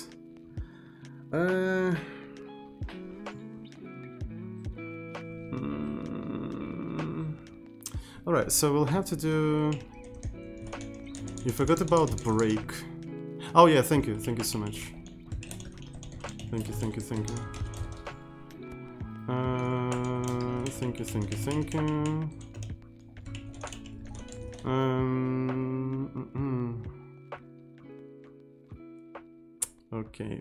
Okay.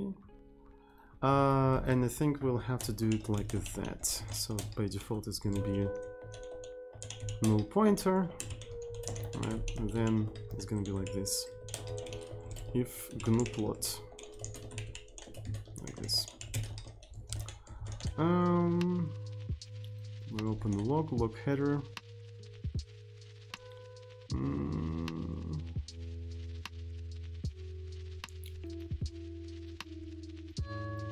Log generation. Where do we start the GNU plot, by the way? So it's actually logging. GNU plot. So log header. Yeah. Okay. Log header is. You wouldn't kind of expect the like starting GNU plot in a log header. To be fair, like, why does it start? Because log generation doesn't start anything. I would expect all of this function to just log something. So it's kind of weird, but okay. Yeah, I should have actually reviewed that a little bit better. Alright, I'm gonna refactor it anyway at some point. Alright, so flush out, log generation, log live update. Okay, so this is another thing that we want to do here. GNU plot. So that's why you should be super careful and don't get too excited.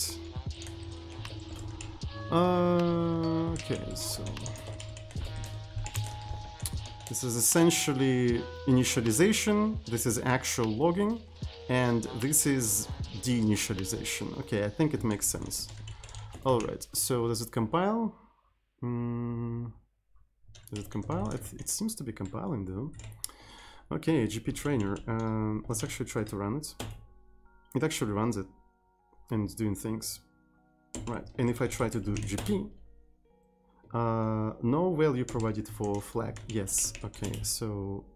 And also I forgot a very important thing here.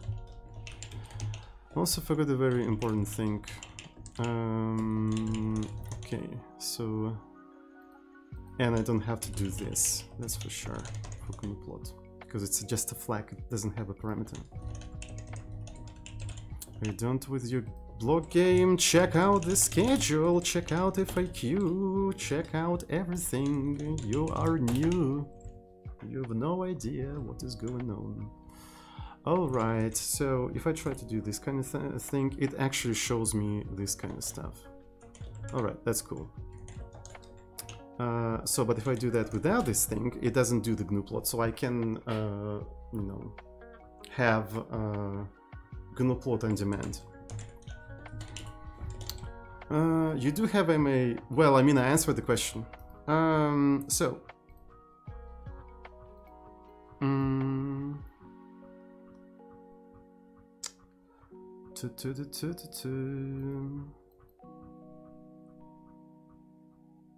We need help. Yes, we need help.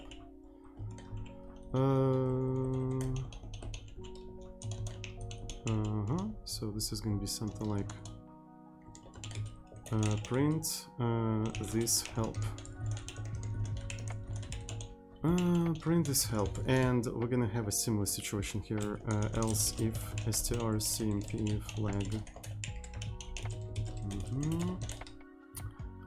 We essentially do usage std out, and then we exit with 0. Yeah. So at any point you can do gp trainer -h, and it didn't work because I didn't recompile it. Oh, and also I think we also need to print you know, the following thing: usage std error, fprintf std error, unknown flag, just provide it like that, unknown flag, yeah, unknown flag, and then exit with 1. So if you try to provide something that is unknown, you're gonna get spanked very, very hard. Look at that, unknown flag, this thing. So, and then you can do h, and it prints me this thing, and then I'm gonna do gp, I suppose, and that gives me a gp. Cool. Nice, nice, nice, nice. So this is my changes. So now, yeah, that's pretty cool.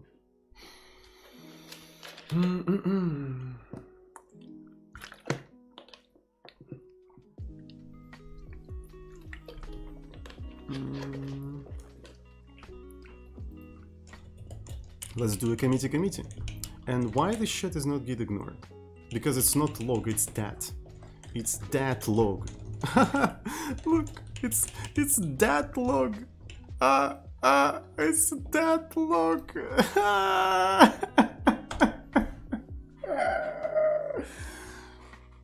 Sorry. All right.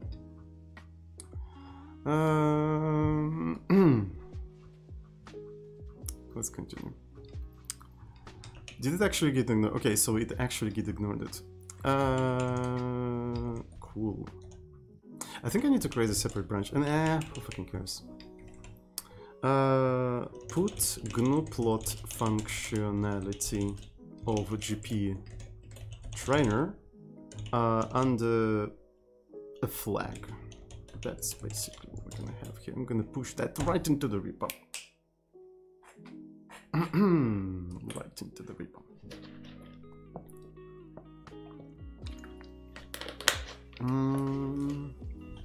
No mod found. Yeah. I'm a trash developer, I'm sorry. I'm a trash developer. Don't get me wrong, but why are you not using get-opt-uv?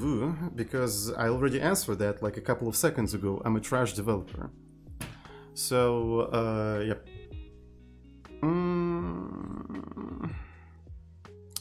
Pause and resume mechanisms for GP trainer. Okay. So let's give it a try. So essentially what we want to do here, we want to be able to catch Control-C. Catch Control-C, and if we catching Control-C, we want to actually dump the current state. How can I deploy your trash on my AWS K8s? Is that how it's called? K8s cluster? I don't know, I never use them. So.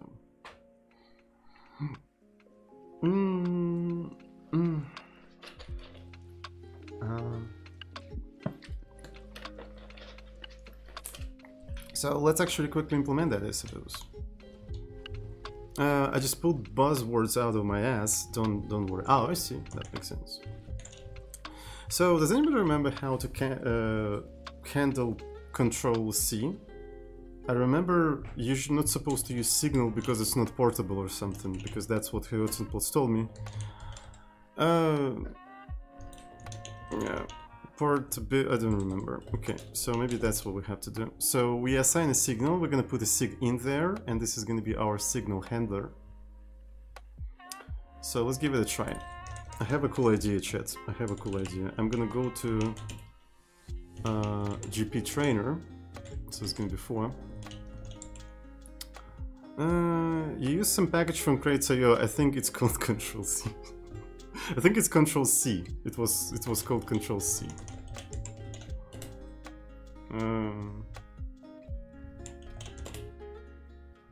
Yeah, this one.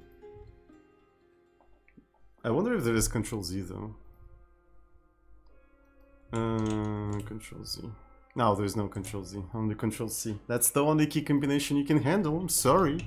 We didn't implement other key combinations. Anyway, so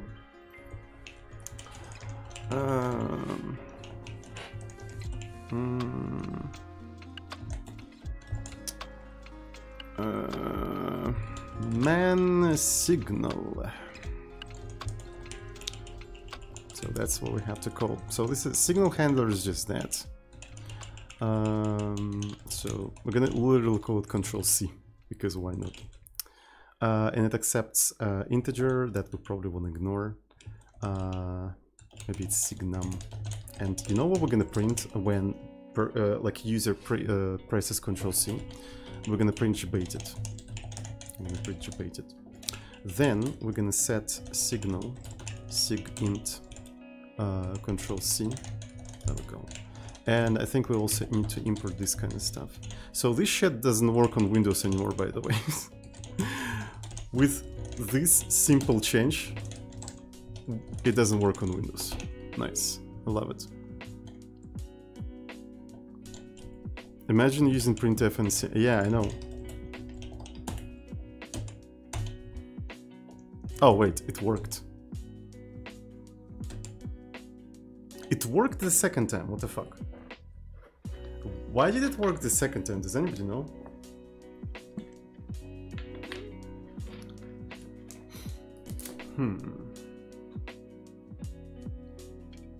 That's very interesting.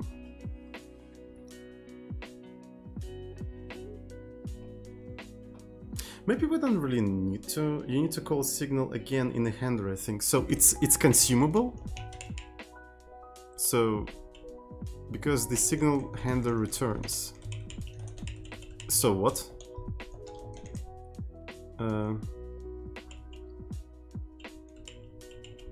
A lot of functions return. You have to do exit syscall yourself to exit.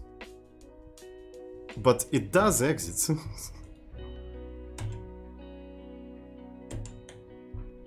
it exits. So the question is not like... I don't understand, I'm sorry. I think I'm dumb, but let's give it a try.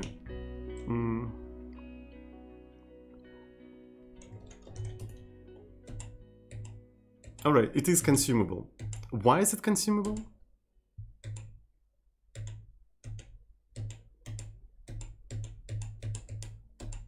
Why is it consumable?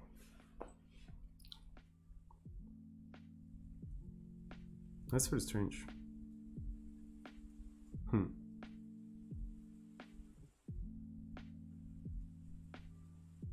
Yeah, here's the plus. My goal was not to exit on Control C, by the way. My goal was not to exit. Imagine if a GDB couldn't consume sigint.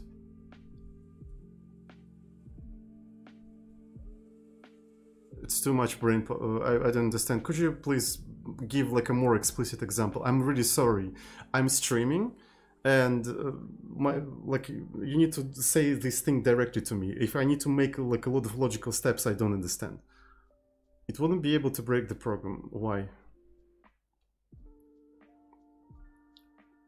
I'm really apologize for being dumb, but that's just a consequence of me streaming. So anyway. All right, so okay, cool.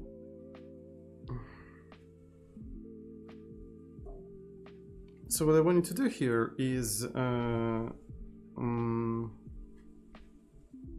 yeah, but I don't want to exit. So yeah, so my question was not about why it doesn't exit. My question was why it's consumable. So it's, but I understand now. To be fair, I'm already streaming for 4 hours and I'm extremely tired. So yeah, I'm probably gonna wrap up. And the problem here, I don't know what to do with this series because there's still a lot of interesting things that I want to do. But do I want to turn it into like a project that I want to work every week or something? I kind of already explored genetic programming. I kind of originally, okay, I see. I kind of explored genetic programming, so the rest of the stuff that I want to do for this project is just speed it up and maybe try other things, but I got the gist of genetics, so I pretty much got everything I wanted out of this project. So I'm not sure what to do with it, so yeah. That was very interesting.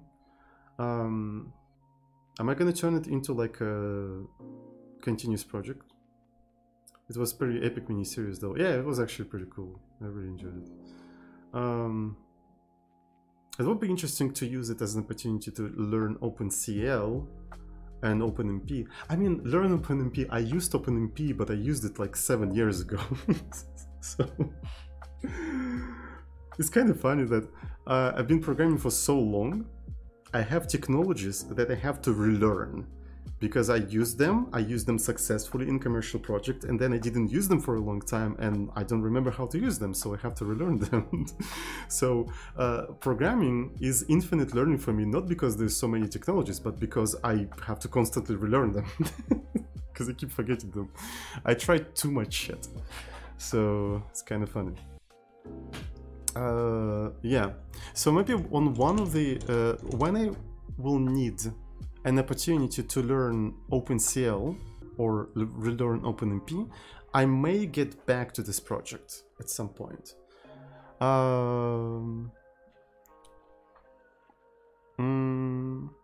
really enjoyed the examples of genetic programming where you have agents that try to accomplish something like pathfinding to a goal. It's actually interesting. Is it bug-free? Depends on the definition of a bug. If you define bug as unexpected behaviors, so far I didn't really find any unexpected behaviors.